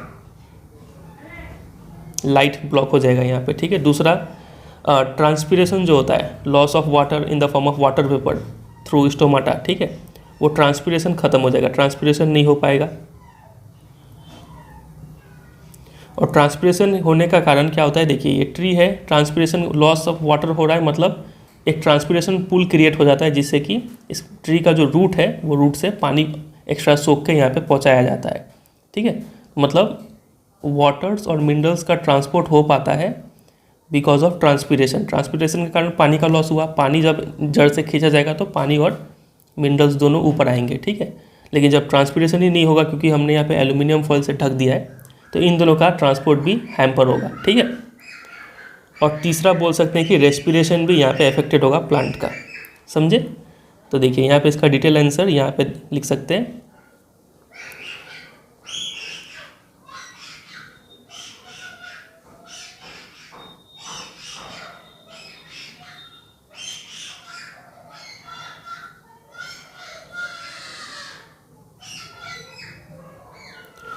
तो इसका डिटेल आंसर आप यहाँ पे देख सकते हैं। देखिए सबसे पहले तो कोई फोटोसिंथेसिस नहीं होगा, तो इसके कारण ग्लूकोज नहीं बनेगा, ठीक है। और कोई रेस्पिरेशन भी नहीं हो रहा होगा, क्योंकि as also no respiration will take place as no oxygen will be taken in. आपने एल्यूमिनियम फॉइल से ढक दिया तो ऑक्सीजन भी नहीं आएगा, जिसके कारण प्लांट ठीक से सांस भी नहीं ले पाएंगे, ठीक है। ट्रांसपीरेशन नहीं होगा, जिसके कारण अपवर्ड मूवमेंट ऑफ वाटर और मिनरल्स नहीं हो पाएगा, क्योंकि वहाँ पे कोई ट्रांसपीरेशनल पूल नहीं मिल रहा होगा तब। और तीसरा यहाँ पे लिखा है temperature regulation of leaf will be affected, ठीक है। ये 3 पॉइंट में आपको 3 मार्क्स मिल जाएंगे। चलिए काफ़ी अच्छा क्वेश्चन था ये। आ जाइए, अब इसी में एक इंटरनल चॉइस भी दिया हुआ है। ये क्वेश्चन है लिम्फ के ऊपर। बोला है कि लिम्फ एक कैसे इंपॉर्टेंट फ्लूइड है जो कि ट्रांसपोर्टेशन में इन्वॉल्व है, ठीक है। और अगर लिम्फेटिक वेसल्स ब्लॉक हो जाता है तो ये ह्यूमन बॉडी को कैसे अफेक्ट करेगा वो उसको बताइए। तो देखिए सब इसके लिए आपको लिम्फ का फंक्शन पता होना चाहिए। लिम्फ का काम क्या होता है, तो लिम्फ एक ऐसा लिक्विड है जो कैरी करता है डाइजेस्टेड और absorb fat from the intestine, और क्या करता है access fluid extra cellular space से ड्रेन करता है, ठीक है, बैक इनटू द ब्लड। मतलब ये देखिए ये सेल है, ये मान लीजिए ये भी सेल है, ये भी सेल है, तो इस सेल के बीच में जो स्पेस होता है ना, इस स्पेस को क्या बोलते हैं, एक्स्ट्रा सेलुलर स्पेस। इस स्पेस में अगर कोई एक्स्ट्रा फ्लूइड है, भले ही वाटर हो क्यों ना हो, तो उसको ड्रेन करता है वापस किस में, ब्लड में, ठीक है। ये काम होता है लिम्फ का, समझे कि नहीं। और साथ ही साथ डाइजेस्टेड और अब्जॉर्ब फैट जो है इंटेस्टाइन से, उसको लिए लिम्फ कैरी करता है। तो ये 2 फंक्शन हो गया लिम्फ का। एक आप यहाँ से यहाँ तक एक पॉइंट में लिखेंगे और दूसरा पॉइंट में यहाँ से यहाँ तक, ठीक है, 2 फंक्शन। तो देखिए lymph carries digested and absorb food from the intestine, ये पहला, एक्स के लिए 1 मार्क्स मिला आपको। फिर drains access fluid from extra cellular space back into the blood, इसके लिए 1 मार्क्स मिल गया, ठीक है। और इसी क्वेश्चन में पूछा गया था आपसे कि अगर लिम्फेटिक वेसल्स ब्लॉक हो जाए तो इससे ह्यूमन बॉडी कैसे अफेक्ट होगा, ये एलाबोरेट कीजिए। तो वही सिंपल है कि अगर लिम्फेटिक वेसल्स ब्लॉक हो जाएगा, इसका मतलब क्या है कि ये 2 फंक्शन परफॉर्म नहीं हो पाएगा, ठीक है। तो वही यहाँ पे लिखा है कि blockage of lymphatic system will lead to water retention, इससे पानी इकट्ठा होने लगेगा, एक्स्ट्रा सेलुलर स्पेस से जो फ्लूइड था वो ड्रेन नहीं हो पाएगा, ठीक है। और फैट का ऑब्जॉर्प्शन भी काफ़ी पुअर होगा, क्योंकि लिम्फ का काम ही है फैट का ऑब्जॉर्प्शन करके, मतलब अब्जॉर्ब फैट को कैरी करना, तो फैट ऑब्जॉर्प्शन भी अफेक्टेड होगा, ठीक है। तो यहाँ पे 2 पॉइंट लिखा हुआ, एक यहाँ से यहाँ तक, एक यहाँ से यहाँ तक, तो दोनों में से कोई एक लिखना है, एनी वन, ठीक है, आपको 1 मार्क्स मिल जाएगा। तो टोटल 1 1 1 3 मार्क्स हो जाएगा यहाँ पे। चलिए आते हैं 30 पे। इस क्वेश्चन में बोला गया है कि Rohit wants to have an erect image of an object using a converging mirror of focal length 40 centimetre. एक मिरर, देखिए सबसे पहले मिरर का बात किया गया है, और ये कन्वर्जिंग मिरर है, मतलब ये कॉन्केव मिरर का बात किया जा रहा है यहाँ पे, ठीक है। कॉन्केव मिरर यानी ऐसा शेप का होता है, ठीक है। उसको एक इरेक्ट इमेज चाहिए, तो कन्वर्जिंग मिरर एक ही केस में इरेक्ट इमेज बनाता है। याद है आपको 6th केस जो हम पढ़े थे, जब ऑब्जेक्ट ये पोल और फोकस के बीच में हो तभी इरेक्ट इमेज बनता है। यहाँ पे है सेंटर ऑफ कर्वेचर, ठीक है। तो फोकल लेंथ इसका 40 सेंटीमीटर दिया हुआ है, मतलब ये डिस्टेंस जो है ये 40 सेंटीमीटर है। तो इसको एक इरेक्ट इमेज चाहिए। इरेक्ट इमेज पाने के लिए ऑब्जेक्ट को कहाँ पर रखना पड़ेगा बताइए। तो ऑब्जेक्ट को हम पोल और फोकस के बीच में कहीं पे भी रख सकते हैं, ठीक है। क्वेश्चन देखते हैं पहले। Specify the range of distance where the object can be placed in front of the mirror, justify. तो ऑब्जेक्ट को कहाँ पे रखा जाए मिरर से पहले, तो वो रेंज ऑफ डिस्टेंस क्या होगा, 0 से 40 सेंटीमीटर तक, इसी दूरी के बीच में रखना है आपको ऑब्जेक्ट को, तभी आपको डायरेक्ट इमेज मिल पाएगा उसका, ठीक है। फिर नेक्स्ट क्वेश्चन में बोला गया है कि draw a ray diagram to show image formation in this case. एक रे डायग्राम के थ्रू हमें दिखाना है इमेज फॉर्मेशन। तो देखिए, ये सबसे पहले हमने बना लिया एक कॉनकेव मिरर, फिर हमने ये बना लिया प्रिंसिपल एक्सिस, थोड़ा टेढ़ा हो गया, ये हो गया प्रिंसिपल एक्सिस, बीच में है हमारा पोल, यहाँ पे कुछ दूरी पे फोकस और कुछ दूरी पे सेंटर ऑफ कर्वेचर, ठीक है। ऑब्जेक्ट को हमें पता है यहाँ पे रखना है पोल और फोकस के बीच में। तो एक रे हम यहाँ से पैरेलल भेजेंगे, तो ये पैरेलल रे कहाँ से गुजरेगा, रिफ्लेक्ट होके फोकस से गुजरेगा, है कि नहीं। चलिए अब इसको हम पीछे की तरफ एक्सटेंड कर देंगे ऐसे।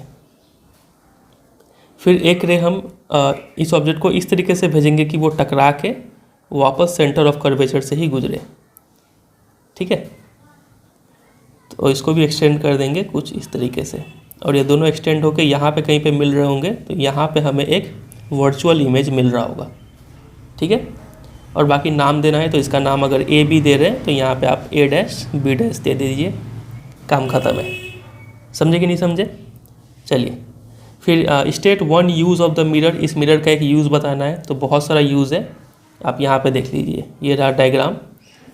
और यूज़ जहाँ तक बात रहा, तो यूज़ ये देखिए, इसको हम टॉर्च में यूज़ करते हैं, सर्च लाइट में यूज़ करते हैं, व्हीकल हेडलाइट में यूज़ करते हैं ताकि पावरफुल पैरेलल बीम हमें मिल पाए। साथ ही साथ इसको डेंटिस्ट भी यूज़ करते हैं ताकि पेशेंट का जो टीथ है उसका एक लार्ज इमेज वो देख पाए, ठीक है। चलिए, तो कोई भी एक यूज़ लिख देना है। और यहाँ पे आप ये डायग्राम देख के कन्फ्यूज़ मत होइएगा, क्योंकि यहाँ पे ये एक रे ये वाला यूज़ किए हैं। हम चाहते तो ये भी यूज़ कर सकते थे, ये भी यूज़ कर सकते थे, हम क्या किए कि पैरेलल वाला यूज़ किए, ठीक है। इससे भी वही सेम रिजल्ट मिलता हमें। देखिए, आप यहाँ से अच्छा समझ पाएंगे। सबसे पहले क्वेश्चन का आंसर तो ये रहा कि 0 से 40 सेंटीमीटर के बीच में ऑब्जेक्ट को रखना है। ऐसा इसलिए था क्योंकि इमेज वर्चुअल, इरेक्ट और मैग्नीफाइड बनता है जब ऑब्जेक्ट फोकस और पोल के बीच में हो तब, ठीक है। क्योंकि इस क्वेश्चन में यहाँ पे ये जस्टिफाई वर्ड भी ऐड किया हुआ था, ठीक है। तो जस्टिफिकेशन हम यहाँ पे एक लाइन में दे रहे हैं, यहाँ से यहाँ तक, ठीक है, यहाँ तक। बी में डायग्राम बनाना था, तो देखिए हम ऐसा ही डायग्राम बनाए थे अभी। एक पैरेलल रे भेजे तो ये रिफ्लेक्ट होकर इधर से गुजरा फोकस से, और एक ऐसे भेजे कि वो रिफ्लेक्ट होकर वापस सी से ही गुजरा। फिर दोनों को एक्सटेंड किए तो यहाँ पे हमें एक वर्चुअल इमेज मिल रहा है। 1 मार्क्स मिला ये डायग्राम के लिए। और यूज़ बताना है, तो इसको हम सेविंग मिरर या फिर डेंटिस्ट इसको यूज़ करते हैं ताकि टीथ का एनलार्ज इमेज वो देख पाए। समझे, कोई भी एक लिखना है आपको। अब आते हैं क्वेश्चन नंबर 31 पे। लिखा है कि a lens of focal length 5 centimetre is being used by Devashree in the laboratory as a magnifying glass. Magnifying glass से हमें समझ में आ गया कि ये लेंस जो है वो कौन सा लेंस है, कॉन्वेक्स लेंस। वेरी इंपॉर्टेंट, अगर आपको ये बात पता नहीं होता तो आप ये क्वेश्चन नहीं कर पाएंगे, ठीक है।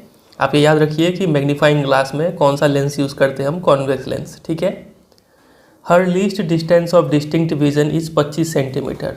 वो क्लियर कब देख पाएगी, मतलब कम से कम कितना दूरी पे ऑब्जेक्ट रखना पड़ेगा, 25 सेंटीमीटर पे, तब वो क्लियर देख पाएगी, ठीक है। तो क्वेश्चन में है कि what is the magnification obtained by using the glass. Magnification निकालना है। मैग्नीफिकेशन का फॉर्मूला होता है m = v/u, ठीक है। चलिए, तो ये देखिए, ये हमने एक रफ बना लिया कॉन्वेक्स लेंस, इधर पे है एक लाइन। फिर ऑब्जेक्ट को हमें पता है कहाँ रखना पड़ेगा ताकि ये मैग्नीफाई हो पाए। कॉन्वेक्स लेंस एक ही केस में बड़ा इमेज बना पाता है, याद है, वो है 6th केस, ठीक है, तब बड़ा इमेज बनता है। तो ऑब्जेक्ट को कहीं ना कहीं इसके बीच में रखना पड़ेगा, फोकल लेंथ के बीच में रखना पड़ेगा, तब मैग्नीफाइड इमेज बन पाएगा, ठीक है।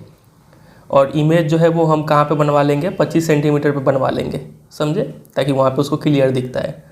तो सबसे पहले फोकल लेंथ f जो है पॉजिटिव माना जाता है इसका, तो f = 5 सेंटीमीटर, ठीक है, पॉजिटिव का।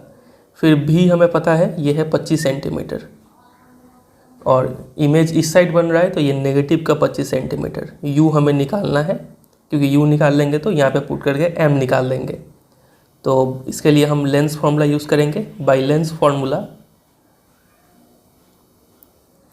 1/v होता है -1/u इक्वल टू 1/f होता है। मतलब -1/25 -1/u इक्वल टू 1/5। तो यहाँ से 1/u इक्वल टू आ जाएगा -1/25 -1/5। एलसीएम ले लेंगे 25, तो -5 -1 यानी -6/25, यानी अब u अगर हमें निकालना है तो वो हो जाएगा 25/6, वो भी नेगेटिव का। ठीक है, तो मैग्नीफिकेशन निकालना है, देयरफॉर m इक्वल टू क्या हो जाएगा, होता है -v/u, यानी सॉरी माइनस नहीं, ये तो मिरर के केस में होगा, सिर्फ v/u होता है लेंस के केस में। v हो गया -25 और u हो गया -25/6, तो 6 ऊपर जाएगा, ये कट गया, तो m आ गया 6। ठीक है, चलिए 6 गुना बड़ा इमेज बन रहा होगा। Question number 2, she keeps a book at a distance of 10 centimetre from her eyes and tries to read. ठीक है, she is unable to read, what is the reason for this. अब यहीं पे बोला गया था कि उसका least distant of distinct vision 25 centimetre है। कोई भी ऑब्जेक्ट को उसके आंखों से कम 25 सेंटीमीटर का दूरी पर रखना पड़ेगा, तभी वो उसको क्लियरली देख पाएगी। अब वो कोशिश करती है कि 10 सेंटीमीटर पर ही बुक रख के पढ़ ले, तो क्या वो पढ़ पाएगी? नहीं। तो इसका रीज़न क्या है? रीज़न यही होगा कि her least distant of distinct vision is 25 centimetre, इसलिए वो नहीं पढ़ पाई। ठीक है, चलिए इसी में बी क्वेश्चन है कि Ravi kept a book at a distance of 10 centimetre from the eyes of his friend Hari. Hari is not able to read anything written in the book, give reason for this. तो ये तो सेम क्वेश्चन हो गया, ये और ये एकदम सेम क्वेश्चन है, क्योंकि एक नॉर्मल आई के लिए भी जो लीस्ट डिस्टेंस होता है डिस्टिंक्ट विजन का वो 25 सेंटीमीटर होता है। ठीक है, तो यहाँ पे उसको 10 सेंटीमीटर पे बुक रख के पढ़वाया जा रहा है, तो क्या हरी पढ़ पाएगा? नहीं पढ़ पाएगा। रीज़न इसका सेम वही जाएगा कि least distance of distinct vision कितना होता है? 25 सेंटीमीटर होता है। सेम आंसर जाएगा इसका भी। ठीक है, चलिए तो यहाँ पे कुछ हम एनसीईआरटी से टेक्स्ट उठा के रखे हैं। मैग्नीफिकेशन का फॉर्मूला ये देखिए, v/u, या फिर आपको ऑब्जेक्ट का हाइट पता है और इमेज का हाइट पता है तो आप ये फॉर्मूला भी लगा सकते हैं, h'/h। h' है हाइट ऑफ इमेज, h है हाइट ऑफ ऑब्जेक्ट। ठीक है, चलिए तो ये आप देख सकते हैं मार्किंग स्कीम में भी सॉल्यूशन किया हुआ है। m का वैल्यू 6 आ रहा है यहाँ पे, और रीज़न इसका दिया है कि least distance of distinct vision होता है 25 सेंटीमीटर। ठीक है, चलिए 32 पे आ जाइए। इसमें बोला गया है कि एक स्टूडेंट है, एक white sheet of paper fix करता है एक ड्राइंग बोर्ड पे। ठीक है, उसके बाद उस पर एक बार मैग्नेट रख देता है सेंटर पे, फिर उसके चारों तरफ आयरन फिलिंग्स, आयरन के गुड़े को स्प्रिंकल कर देता है। ठीक है, बार मैग्नेट के चारों तरफ, मतलब ये मान लीजिए एक पूरा बोर्ड है और बीच में है बार मैग्नेट, इसके चारों तरफ क्या करता है वो आयरन फिलिंग्स ऐसे करके इस पूरा स्प्रिंकल कर देता है। ठीक है, चारों तरफ, और फिर क्या करता है, देन ही टैप्स जेंटली, इसको हल्का सा एक दो बार टैप करता है, and observe the iron filings arrange themselves in a certain pattern, और ऑब्जर्व करता है कि ये आयरन फिलिंग्स जो है बार मिनट के आसपास एक सर्टेन पैटर्न में ऑब्जर्व क्या हो गए हैं, सर्टेन पैटर्न में अरेंज हो गए हैं। कुछ पैटर्न इस टाइप का बनेगा, समझ पा रहे हैं आप? एनसीईआरटी बुक का ही एक्टिविटी है ये, इस टाइप का कुछ पैटर्न बन रहा होगा। ठीक है, तो why do iron filings arrange themselves in a particular pattern, ये आयरन फिलिंग्स ऐसे क्यों अरेंज हो गए? तो इसका रीज़न यही होगा कि इस आयरन फिलिंग्स पे इस बार मैग्नेट का मैग्नेटिक फोर्स एक्सपीरियंस हुआ। ठीक है, उस मैग्नेटिक फोर्स के कारण ये लोग ऐसे अरेंज हो गए। Which physical quantity is indicated by the pattern of field lines around the bar magnet, ये जो फील्ड इस लाइन्स जो बना है, ये पैटर्न जो बना है, ये पैटर्न कौन सा क्वांटिटी डिनोट कर रहा है, इंडिकेट कर रहा है? तो ये इंडिकेट कर रहा है मैग्नेटिक फील्ड। ठीक है, state any two properties of magnetic field lines. अगर आपको इसका आंसर नहीं भी आ रहा था तो आप यहाँ से भी देख सकते थे। ठीक है, इस मैग्नेटिक फील्ड का 2 प्रॉपर्टी बताइए इस फील्ड लाइंस का। तो बहुत सारा प्रॉपर्टी है इसका। नंबर 1, कोई भी 2 फील्ड लाइंस एक दूसरे को क्रॉस नहीं करते हैं। ठीक है, कभी भी ऐसा क्रॉस नहीं करेंगे दोनों। दूसरा कि ये एक क्लोज्ड कर्व होते हैं। ठीक है, ऐसे करके बाहर में ऐसा लाइन होता है और अंदर में साउथ पोल से नॉर्थ पोल की तरफ। इसका डायरेक्शन जो है नॉर्थ से साउथ पोल की तरफ होता है और inside the magnet south pole से नॉर्थ पोल की तरफ होता है, वो लिख सकते हैं आप। और भी बहुत सारा फीचर है आप यहाँ पे ये देखिए, ये एक रेड कलर का बार मैग्नेट बनाया हुआ है और इसके आसपास जो लाइन देख रहे हैं ये सब इसको बोलते हैं मैग्नेटिक फील्ड लाइंस, ठीक है, मैग्नेटिक फील्ड। इसका डायरेक्शन आप देख सकते हैं नॉर्थ से निकल के साउथ में, नॉर्थ से निकल के साउथ में, ठीक है। तो बहुत सारा फीचर यहाँ पे लिखा है, ये रहा, फील्ड लाइंस इमर्ज मतलब निकलते हैं नॉर्थ पोल से और मर्ज होते हैं साउथ पोल में, ठीक है। इनसाइड द मैग्नेट डायरेक्शन होता है साउथ पोल से नॉर्थ पोल, मतलब magnetic field lines closed curve होते हैं। फिर अगर स्ट्रेंथ का बात करें कि कहाँ पे मैग्नेटिक फील्ड ज़्यादा होगा, स्ट्रांग होगा, तो जहाँ पे फील्ड लाइंस ज़्यादा आसपास होते हैं यहाँ पे मैग्नेटिक फोर्स काफ़ी स्ट्रांग होगा, यहाँ पे भी काफ़ी स्ट्रांग होगा इन सब रीजन के मुकाबले, ठीक है। फिर कभी भी दो फील्ड लाइंस एक दूसरे को क्रॉस नहीं करते हैं, ये सब कुछ फीचर्स हैं, ठीक है। तो देखिए इसका आंसर यहाँ पे मार्किंग स्कीम में दिया हुआ है कि जब आयरन फीलिंग्स को प्लेस किया जाता है मैग्नेटिक फील्ड में तो they behave like tiny magnet. ये आयरन फीलिंग्स छोटे छोटे मैग्नेट की तरह बिहेव करते हैं। ये मैग्नेट पे मैग्नेटिक फोर्स का एक्सपीरियंस होता है, ठीक है। मतलब जो बार मैग्नेट है वो इस पर मैग्नेटिक फोर्स एक्सर्ट करते हैं जिससे कि ये रोटेट और अलाइन हो गए एक स्पेसिफिक पैटर्न में अरेंज हो जाते हैं, ठीक है। फिर फिजिकल प्रॉपर्टी का नाम पूछा गया था तो उसका नाम है मैग्नेटिक फील्ड। इसका दो प्रॉपर्टी पूछा था क्वेश्चन नंबर सी में। तो पहला प्रॉपर्टी है never intersect, never cross each other, और they are closed curves. Magnetic field line जो होते हैं हमेशा क्लोज कर्व बनाते हैं, ठीक है। चलिए अब इसी क्वेश्चन में एक इंटरनल चॉइस प्रोवाइड किया हुआ है, लिखा है कि a compass needle is placed near a current carrying wire, ठीक है। State your observations for the following cases and give reason for the same in each case. Number 1, magnitude of electric current in the wire is increased. एक current carrying wire है, मान लीजिए ये, ठीक है। तो इसके पास में एक कंपास रखा गया, मान लीजिए ये कंपास है, ठीक है। तो जब हम क्या करते हैं, करंट इसमें बढ़ा देते हैं इस वायर में, तब क्या होगा इस कंपास पे क्या इफेक्ट पड़ेगा वो बात पूछ रहे हैं। तो इस कंपास का जो डिफ्लेक्शन है ना, डिफ्लेक्शन वो इंक्रीज़ हो जाएगा जब हम ज़्यादा करंट इसमें से फ्लो करेंगे तो, क्योंकि जब करंट बढ़ेगा मतलब इसका मैग्नेटिक पावर भी बढ़ जाएगा, ठीक है, और ज़्यादा ये मैग्नेटिक फील्ड प्रोड्यूस करेगा जिसके कारण डिफ्लेक्शन इंक्रीज़ हो जाएगा, ठीक है। Question number B, the compass needle is displaced away from the wire. आप इस नीडल को दूर ले जा रहे हैं, यहाँ ले जा रहे हैं, तब क्या होगा। तो जैसे जैसे दूर जाएंगे वैसे वैसे इस पर मैग्नेटिक फोर्स कम पड़ेगा, मतलब इसका डिफ्लेक्शन जो है उसके इसमें डिक्रीज़ हो रहा होगा, ठीक है। ऐसे आंसर देना है। आप ऐसे भी लिख सकते हैं कि जो मैग्नेटिक फील्ड होता है वो डायरेक्टली प्रोपोर्शनल होता है मैग्नीट्यूड ऑफ इलेक्ट्रिक करंट के, ठीक है। जितना ज़्यादा करंट होगा उतना ज़्यादा इम्पैक्ट पड़ेगा, उतना ज़्यादा डिफ्लेक्शन होगा, ठीक है। और जो डिफ्लेक्शन है वो इन्वर्सली प्रोपोर्शनल होता है डिस्टेंस के, मतलब जितना ज़्यादा डिस्टेंस उतना कम डिफ्लेक्शन, समझे, ऐसा कुछ बात है। तो इसका आंसर आप यहाँ पे देख सकते हैं क्लियरली कि deflection in the compass needle increases as magnetic field of the current carrying conductor is directly proportional to the current flowing through it. जितना ज़्यादा करंट होगा उतना ज़्यादा मैग्नेटिक फील्ड होगा, और जितना ज़्यादा मैग्नेटिक फील्ड होगा उससे डिफ्लेक्शन भी ज़्यादा देखने को मिलेगा, ठीक है।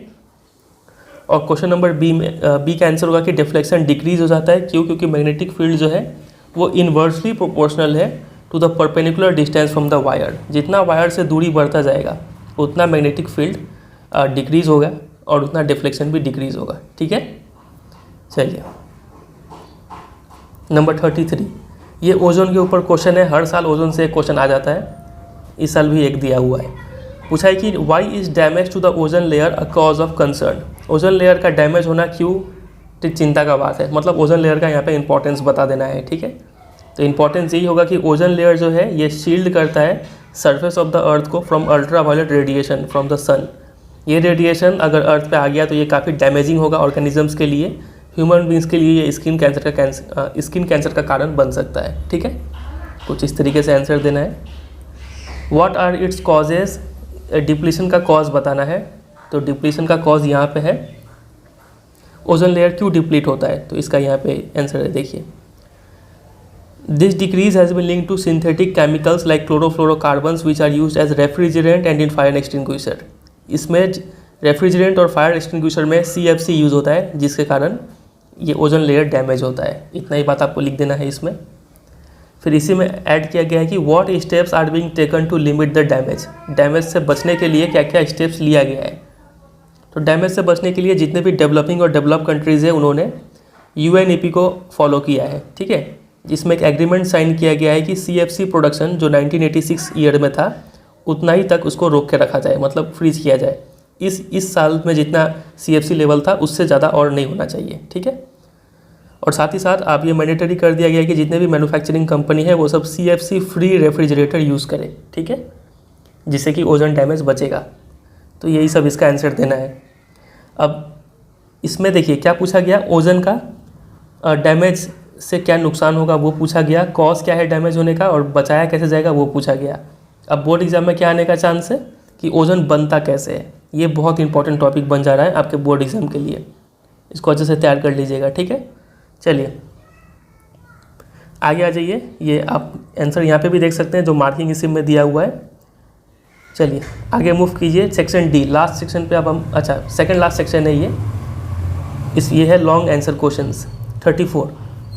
इसमें बोला गया है कि Srishti heated ethanol with a compound A in presence of few drops of concentrated sulphuric acid and observed a sweet smelling compound B is formed. मतलब इथेनॉल है सबसे पहले C2, या फिर इसको खोल के लिखते हैं CH3CH2OH, यही है इथेनॉल। इसको हीट किया गया कंपाउंड ए के साथ, पता नहीं ए क्या है, in the presence of concentrated sulphuric acid. और क्या बनता है, एक स्वीट स्मेलिंग कंपाउंड बी बनता है जो कि है स्वीट स्मेलिंग, ठीक है। अब ये स्वीट स्मेलिंग से समझ में आ गया, ये बी एक ईस्टर है, मतलब ये स्टेरिफिकेशन रिएक्शन है। ए जो है ये यहाँ पे क्या होगा, एसिड होगा। कौन सा एसिड बताइए, इथेनोइक एसिड, यानी CH3COOH, ये है इथेनोइक एसिड। और इथेनॉल, जब ये दोनों रिएक्ट करते हैं तो एक स्वीट स्मेलिंग कंपाउंड बनता है जिसको ईस्टर बोलते हैं। इसका फॉर्मूला होता है CH3COO, समझे, यहाँ तक तो रहेगा ही। और इसका आ जाएगा ये वाला पार्ट CH2CH3 प्लस क्या बनेगा, ये HOH और ये H मिलकर बना देगा H2O। समझे कि नहीं, ऐसा कुछ बन रहा होगा। ये ईस्टर है। तो फिर क्या बोला गया है, जब B को यानी इसी ईस्टर को ट्रीट किया जाए सोडियम हाइड्रोक्साइड के साथ तो वापस इथेनॉल मिल जाता है और कंपाउंड C मिलता है, यानी CH3COO CH2CH3। इसको अगर हम ट्रीट करें सोडियम हाइड्रोक्साइड के साथ तो वापस इथेनॉल मिलता है CH3CH2OH, इथेनॉल मिलता है प्लस एक कंपाउंड C मिलता है। अब ये C क्या है वो पता लगाना है। तो देखिए यहाँ से CH3COO और यहाँ से आ रहा होगा Na, ये हो गया C हो गया CH3COONA, ठीक है, मतलब sodium salt of carboxylic acid जिसको बोलते हैं, ये मिलेगा। और यहाँ पे CH3CH2OH वो यहाँ पे आ गया इथेनॉल, ठीक है। अब क्वेश्चन पे आते हैं, आइडेंटिफाई A एंड C। तो A हमारा क्या है, तो आप फॉर्मूला लिख देंगे ये और नाम भी लिख देंगे इथेनोइक ऑक्साइड। C क्या है, तो आप ये फॉर्मूला लिख सकते हैं, नहीं तो आप लिख सकते हैं sodium salt of carboxylic acid. फिर इस रिएक्शन को बोलते हैं सैपोनिफिकेशन रिएक्शन और इसको बोलते हैं स्टेरिफिकेशन, ये आप नाम याद रखेंगे। Give one use each of compound A and B। A का यूज़ बताइए, तो A एसिटिक एसिड विनेगर में यूज़ होता है, प्रिजर्वेटिव पिकल्स में यूज़ होता है, ठीक है। और B का यूज़ बताना है, तो ये तो स्वीट स्मेलिंग है तो इसको परफ्यूम में यूज़ करते हैं हम लोग, ठीक है। एक ही यूज़ पूछा है। Question number C, right chemical reaction involve and name the reaction involve. Chemical reaction ये है, इसका नेम हो जाएगा स्टेरिफिकेशन और इसका नेम हो जाएगा सैपोनिफिकेशन। दोनों रिएक्शन हमने लिख दिया, ठीक है। तो ये सब आपको NCERT बुक में भी मिल जाएगा, ये आप देख सकते हैं। ये रहा, ये है स्टेरिफिकेशन रिएक्शन और ये हो गया यहाँ पे, ये हो गया आपका सैपोनिफिकेशन रिएक्शन, ठीक है। चलिए, और ये भी बहुत इंपॉर्टेंट है, इसके ऊपर भी आगे क्वेश्चन आपको मिलेगा। आगे देखते हैं। यहाँ पे आप देख सकते हैं ये है मार्किंग स्कीम का answer. Making perfume, flavouring agent, ये सब में यूज़ होता है ईस्टर का। चलिए आज ये नेक्स्ट क्वेश्चन, इसी में एक इंटरनल चॉइस दिया हुआ है कि what is the role of concentrated sulphuric acid when it is heated with ethanol at 443 kelvin. कुछ याद आ रहा है? इथेनॉल है आपके पास CH3CH2OH, इसको आप हीट कर रहे हैं 443 केल्विन पे, और यहाँ पे आप कॉन्सेंट्रेटेड सल्फ्यूरिक एसिड भी डाल रहे हैं। तो क्या होगा पता है? इसमें से पानी उड़ जाएगा, मतलब ये आपका बन जाएगा अब C2H4 ऐसे भी लिख सकते हैं, या फिर CH2 डबल बॉन्ड CH2 ऐसे भी लिख सकते हैं, ठीक है। और प्लस ये OH और यहाँ से एक H2O बन जाएगा, ठीक है, पानी उड़ जाएगा। तो यहाँ पे H2SO4 का रोल क्या है? ये पानी उड़ा देता है। पानी उड़ा देता है मतलब ये है एज अ डिहाइड्रेटिंग एजेंट काम कर रहा है। ये इसका मेन आंसर है, डिहाइड्रेटिंग एजेंट का रोल है कॉन्सेंट्रेटेड सल्फ्यूरिक एसिड का। गिव द रिएक्शन इन्वॉल्व, तो ये आप इक्वेशन लिख देंगे, ठीक है। फिर क्वेश्चन नंबर 2 बी में पूछा है कि Rishu by mistake forgot to level the 2 test tubes ethanol और इथेनोइक एसिड। रिशु के पास 2 टेस्ट ट्यूब है, एक में है इथेनॉल और एक में है इथेनोइक एसिड, लेकिन वो लेवल करना भूल जाता है। पता नहीं किस में इथेनॉल है और किस में इथेनोइक एसिड है, वो उसको पता नहीं है। तो आप एक एक्सपेरिमेंट सजेस्ट कीजिए जिससे कि आइडेंटिफाई हो जाए कि किस में इथेनॉल है और किस में इथेनोइक एसिड, और आप रिएक्शन भी लिखिए कैसे आप ये बता रहे हैं, ठीक है। तो इसके लिए हम ये रिएक्शन यूज़ करते हैं, ये जो अभी हम आपको बताए थे। ये जब भी हम एसिटिक एसिड यानी इथेनोइक एसिड को जब भी हम सोडियम कार्बोनेट या फिर किसी भी कार्बोनेट के साथ रिएक्ट करवाते हैं, तो एक sodium salt of carboxylic acid तो मिलेगा, plus water plus carbon dioxide gas मिलता है, ठीक है। तो जिसमें इथेनोइक एसिड होगा वो तो ये रिएक्शन कर लेगा, और ये कार्बन डाइऑक्साइड गैस को पहचानने का सबसे अच्छा ये क्या है कि ये इफर्विसेंस, मतलब बुदबुदाहट, बहुत सारा बबल्स का फॉर्मेशन करेगा ये कार्बन डाइऑक्साइड गैस, ठीक है। और एक तरीका वो भी है कि ये लाइम वाटर को मिल्की बना देता है, आप वो उससे भी इसको पहचान सकते हैं, लेकिन ज़्यादा जल्दी ये दिखेगा, ठीक है। इफर्विसेंस आपको देखने को मिल जाएगा जैसे ही आप इथेनोइक एसिड को सोडियम कार्बोनेट के साथ रिएक्ट करवाते हैं तब, ठीक है।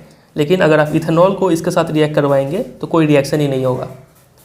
समझे किस लॉजिक से इसका आंसर देना है हमें? ये देखिए, फिर से हम वही यहाँ पे उठाए हैं, ये रहा यहाँ पे बताया हुआ है। आप ये देखिए, पहला का तो आंसर ये हो गया कि सल्फ्यूरिक एसिड डिहाइड्रेटिंग एजेंट काम कर रहा है, इक्वेशन हमने यहाँ पे लिखा था। दूसरे का आंसर ये है कि हम कैसे पता कर सकते हैं कि कौन सा टेस्ट ट्यूब में इथेनॉल है और किस में इथेनोइक एसिड, तो हम ये by reaction of sodium carbonate या फिर बाइकार्बोनेट से पता कर सकते हैं। इथेनॉल जो है वो रिएक्ट नहीं करेगा, जबकि इथेनोइक एसिड रिएक्ट करके एक ब्रिस्क इफर्विसेंस देगा। ये क्यों दे रहा है? बिकॉज ऑफ कार्बन डाइऑक्साइड, ठीक है। तो आप ये वाला इक्वेशन लिख देंगे, ये बाइकार्बोनेट वाला नहीं देंगे क्योंकि एक ही हमें लिखना है। आपका मर्जी, आप क्या तो कार्बोनेट वाला लिखिए या फिर बाइकार्बोनेट वाला लिखिए, समझे। चलिए, और ये सब जिसको भी समझने में हल्का सा भी दिक्कत हो रहा है तो इस सब के ऊपर डिटेल चैप्टर बना हुआ है। आपको सीधा प्लेलिस्ट सेक्शन में जाना है और वहाँ पे सब्जेक्ट के नेम पे क्लिक करके आप सारा वीडियो देख सकते हैं, साइंस का, मैथ्स का भी, SST का भी, इंग्लिश का भी, ठीक है। चलिए, अगर दिक्कत हो रहा है तो आप ज़रूर चैप्टर देख लीजिएगा। आ जाइए क्वेश्चन नंबर 35 पे। A, why is it not possible to reconstruct the whole organism from a fragment in complex multicellular organisms. Reproduction chapter से क्वेश्चन है ये। क्वेश्चन समझे आप? देखिए, होता क्या है कि कई सारे ऑर्गेनिजम्स जैसे कि स्पाइरोगाइरा, ये क्या होता है कि simply breaks up into small pieces upon maturation. ये स्पाइरोगाइरा है, मान लीजिए, ये जब मैच्योर हो गया तो ये छोटे छोटे पीसेस में ब्रेक हो जाएगा, ठीक है। और यही ब्रेक हुए पार्ट्स जो है फिर आगे चल के एक नया इंडिविजुअल बन जाते हैं, मतलब, ठीक है। ऐसे करके ये बच्चा प्रोड्यूस करता है। फिर ये जब मैच्योर हो जाएंगे तो ये भी पीसेस में ब्रेक हो जाएंगे, ठीक है, और फिर यही बच्चे बन जाएंगे, समझे। ऐसे करके यहाँ पे काम होता है। तो बोला जा रहा है कि जो मल्टी सेलुलर ऑर्गेनिजम्स है, जैसे कि हम भी इसी तरीके से काम क्यों नहीं कर लेते हैं, ठीक है। क्यों हमारे, मतलब हमारा कोई पार्ट टूट जाए और वही पार्ट पूरा बड़ा होकर फिर से एक पूरा इंसान बन जाए, ऐसा क्यों नहीं होता है हमारे केस में, या फिर किसी भी मल्टी सेलुलर ऑर्गेनिज्म के केस में। तो इसका रीज़न, इसका आंसर ये होगा। देखिए, ये जो मल्टी सेलुलर ऑर्गेनिजम्स होते हैं ये सेल बाय सेल डिवाइड होकर नहीं बन सकते हैं। रीज़न ये है कि मल्टी सेलुलर ऑर्गेनिजम्स जो है ये simply random collection of cells नहीं है। हमारे शरीर में जो सेल्स है वो स्पेशलाइज सेल्स और एक जगह ऑर्गेनाइज होते हैं और टिश्यू बनाते हैं, फिर टिश्यूज़ मिल के क्या बनाते हैं, ऑर्गन्स बनाते हैं, जो कि एक बॉडी में डेफिनेट पोजीशन पे प्लेस किया जाता है। ठीक है, तो हमारा बॉडी जो है वो काफ़ी कॉम्प्लेक्स है, काफ़ी केयरफुली ऑर्गेनाइज्ड है। ठीक है, तो यहाँ पे हम सिर्फ सेल बाई सेल डिवीजन से अगर पूरा रिप्रोडक्शन का बात करें तो ये काफ़ी इम्प्रैक्टिकल तरीका होगा। ठीक है, तो मल्टी सेलुलर ऑर्गेनिज्म क्या करते हैं, ज़्यादा कॉम्प्लेक्स तरीका यूज़ करते हैं रिप्रोडक्शन करने का। सिंपली हम डिवाइड होकर बच्चा नहीं बना सकते हैं, समझे, यही इसका आंसर देना है।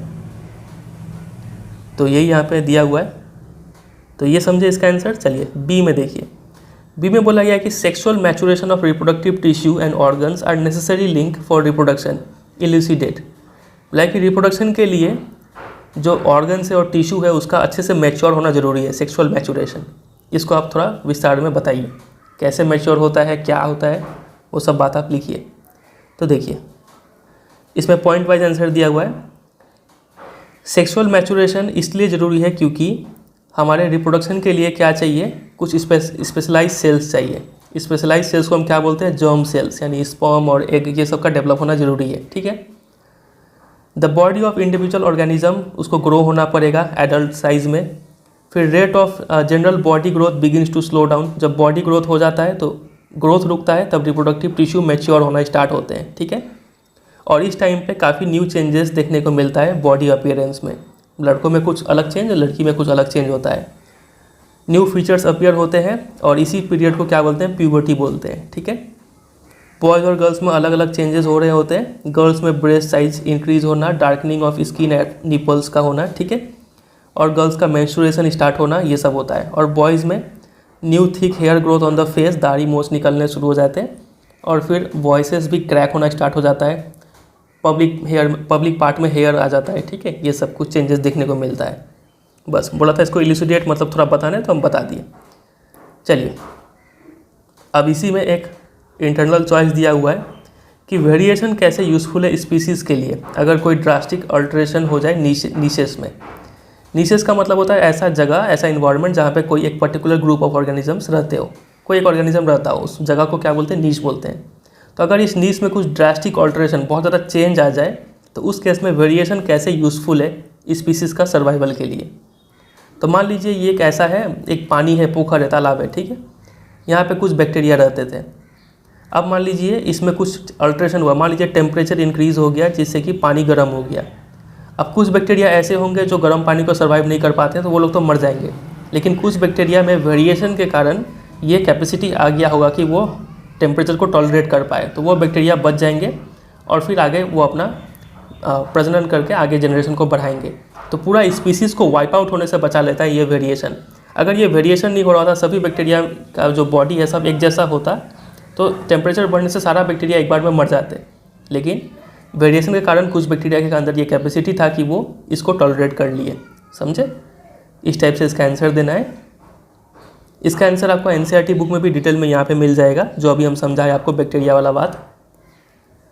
बाकी इसका आंसर ऐसे देना है, देखिए, अगर नीश जो है ड्रास्टिकली ऑल्टर्ड हो जाता है तो पॉपुलेशन पूरा वाइप आउट हो सकता है, पूरा जनरेशन एक स्पीसीज ही ख़त्म हो जाएगा। हाउएवर अगर कुछ वेरिएशन प्रेजेंट है कुछ इंडिविजुअल्स में, तो ये इंडिविजुअल्स का कुछ चांस रहेगा कि वो सर्वाइव कर जाए। तो वेरिएशन यूज़फुल है सर्वाइवल ऑफ स्पीसीज़ के लिए ओवर टाइम, समझे। चलिए फिर क्वेश्चन नंबर बी में पूछा है कि explain how the uterus and placenta provide necessary condition for proper growth and development of the embryo after implantation.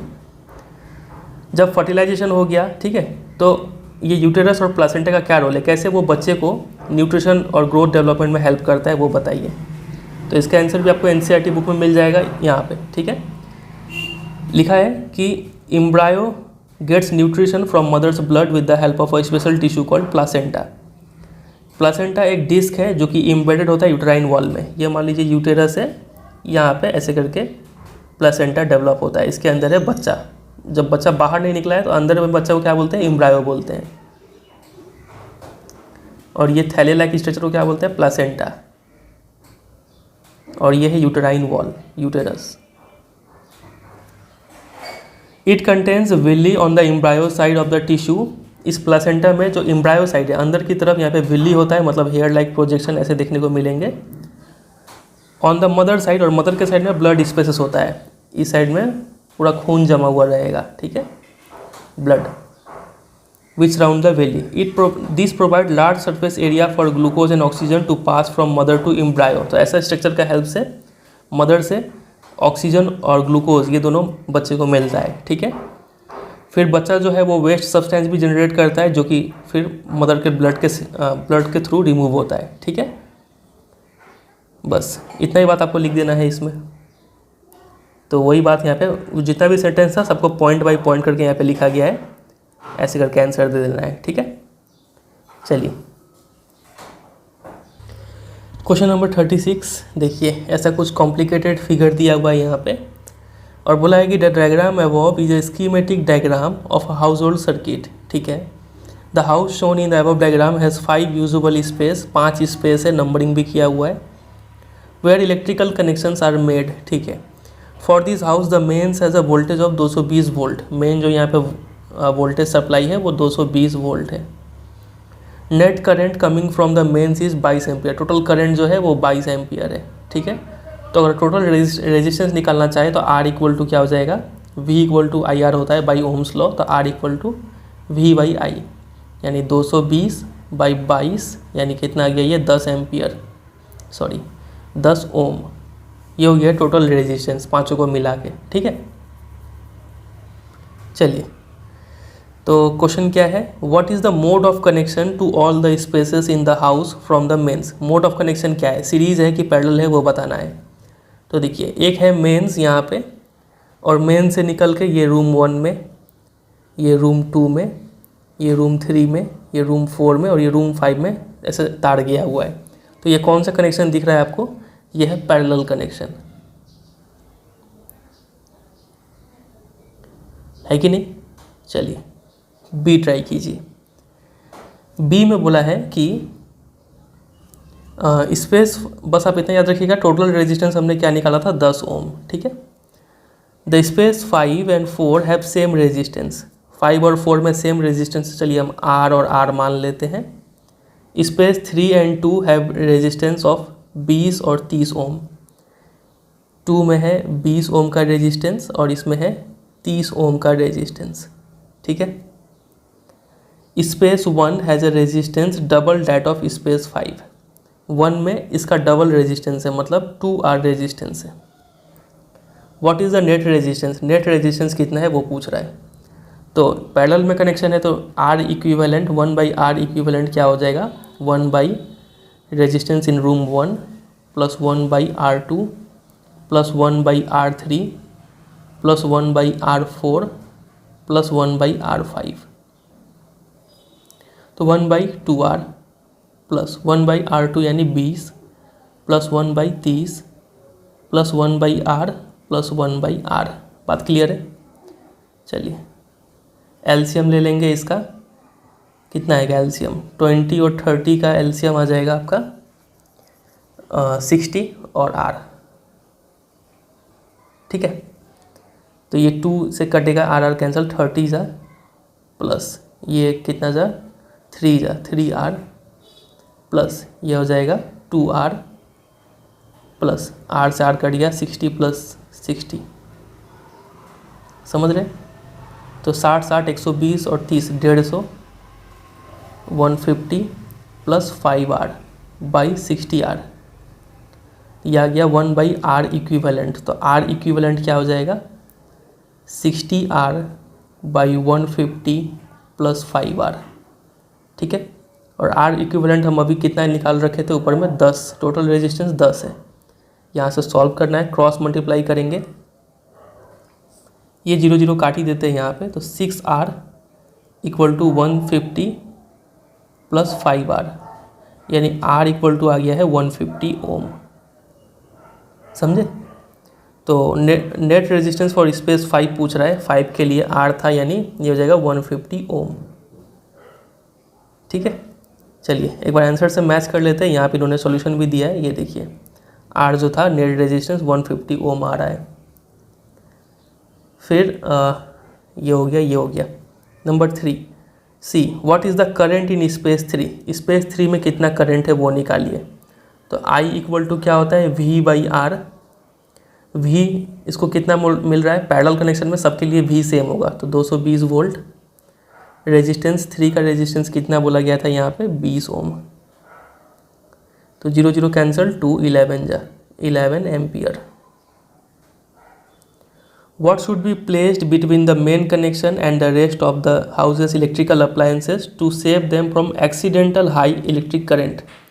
Accidental high electric current से बचाने के लिए क्या कौन सा अप्लायंस लगाना पड़ेगा? तो उसको हम लोग बोलते हैं फ्यूज़ लगाना पड़ेगा, क्योंकि फ्यूज़ वायर क्या होता है, ज़्यादा इलेक्ट्रिक करंट जाने से वो फ्यूज़ वायर टूट जाता है और जो अप्लायंसेस है वो ख़राब होने से बच जाते हैं। ठीक है, इसका आंसर होगा फ्यूज़।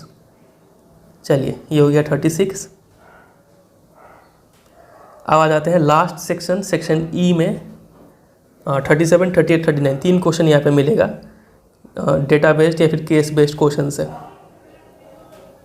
क्वेश्चन देखिए, लिखा है कि 2 student decided to investigate the effect of water and air on iron object under identical experimental condition.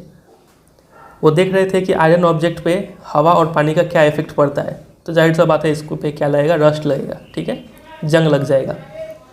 They measured the mass of each object before placing it partially immerse in 10 ml of water. तो वो कुछ object लेते हैं, हर एक object का मास major कर लेते हैं और उसके बाद उसको पानी में आधा डुबो के रखते हैं, ताकि उसको पानी भी मिले और हवा मिले, और तब इजीली उस पर क्या लगे, रस्ट यानी जंग लगे। ठीक है, कुछ दिन बाद द ऑब्जेक्ट वर रिमूव्ड, हटाया जाता है, पानी से सुखाया जाता है और उनका मास फिर से मेजर किया जाता है। तो ये टेबल में जो रिजल्ट मिला वो देखने को मिला। ठीक है, 2 स्टूडेंट है, ए और बी। ए ने नेल लिया था, बी ने थिन प्लेट लिया था। रस्टिंग से पहले मास था इसका 3 ग्राम, इसका मास था 6 ग्राम। जंग लगने के बाद इसका मास हो गया 3.15 ग्राम और इसका मास हो गया 6.33 ग्राम। मतलब इसमें जंग का रस्ट का वज़न अगर निकाले तो वो है 0.33 ग्राम। इसमें रस्ट का वज़न निकाले तो वो है 0.15 ग्राम। इसमें रस्ट ज़्यादा लगा, इसमें रस्ट कम लगा। अब ऐसा क्यों हुआ? क्योंकि ये देखिए, ये है नेल में एरिया कम होता है कि नहीं, तो कम ही एरिया पे जंग लगा होगा। लेकिन ये है थिन प्लेट, सरफेस एरिया यहाँ पे ज़्यादा है, तो ऊपर भी जंग, नीचे भी जंग, ज़्यादा एरिया में जंग लगा, इसलिए जंग का मास यहाँ पे ज़्यादा है, रस्ट का मास ज़्यादा है। ठीक है, question number A, what might be the reason for the varied observation of the 2 student. Reason बताइए कि दोनों का ऑब्जर्वेशन क्यों अलग अलग है। तो वही सेम है कि इसका एरिया ज़्यादा है, सरफेस एरिया, इसलिए यहाँ पे ज़्यादा जंग लगा, इसका एरिया कम है तो कम जंग लगा। ठीक है, number B, in another setup the students coated iron nails with zinc.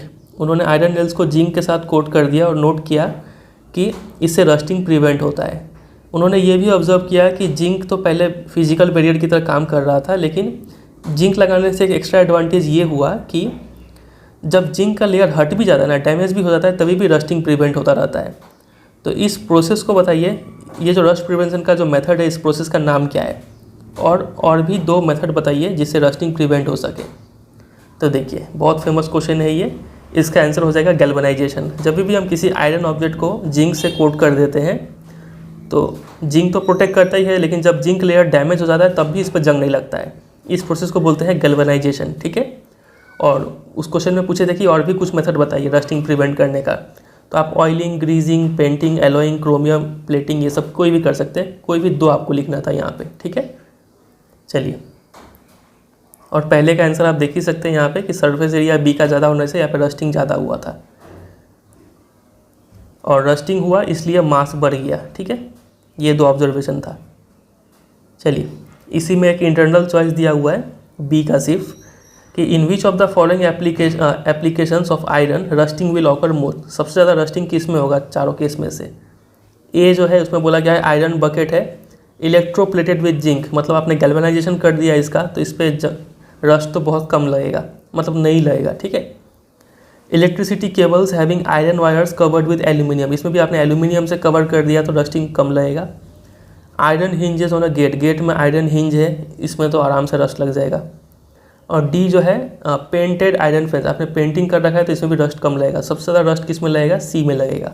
ठीक है, और रीज़न क्या है? रीज़न आप यहाँ पे देख सकते हैं, जो आयरन हिंजेस है गेट में, उसको दोनों चीज़ मिल रहा है, ऑक्सीजन और मॉइस्चर यानी वाटर वेपर, ये दोनों चीज़ मिल रहा है, जो कि रस्टिंग के लिए रामबान चीज़ है।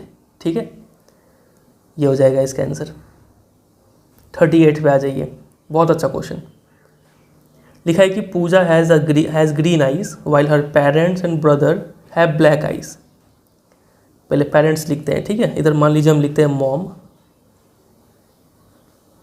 इधर लिखते हैं डैड। तो बोला जा रहा है मॉम के पास ब्लैक आइज़ है और डैड के भी ब्लैक आइज़ थे। इन दोनों ने बच्चा प्रोड्यूस किया, तो एक पूजा हुई, पूजा का लेकिन ग्रीन आइज़ निकल गया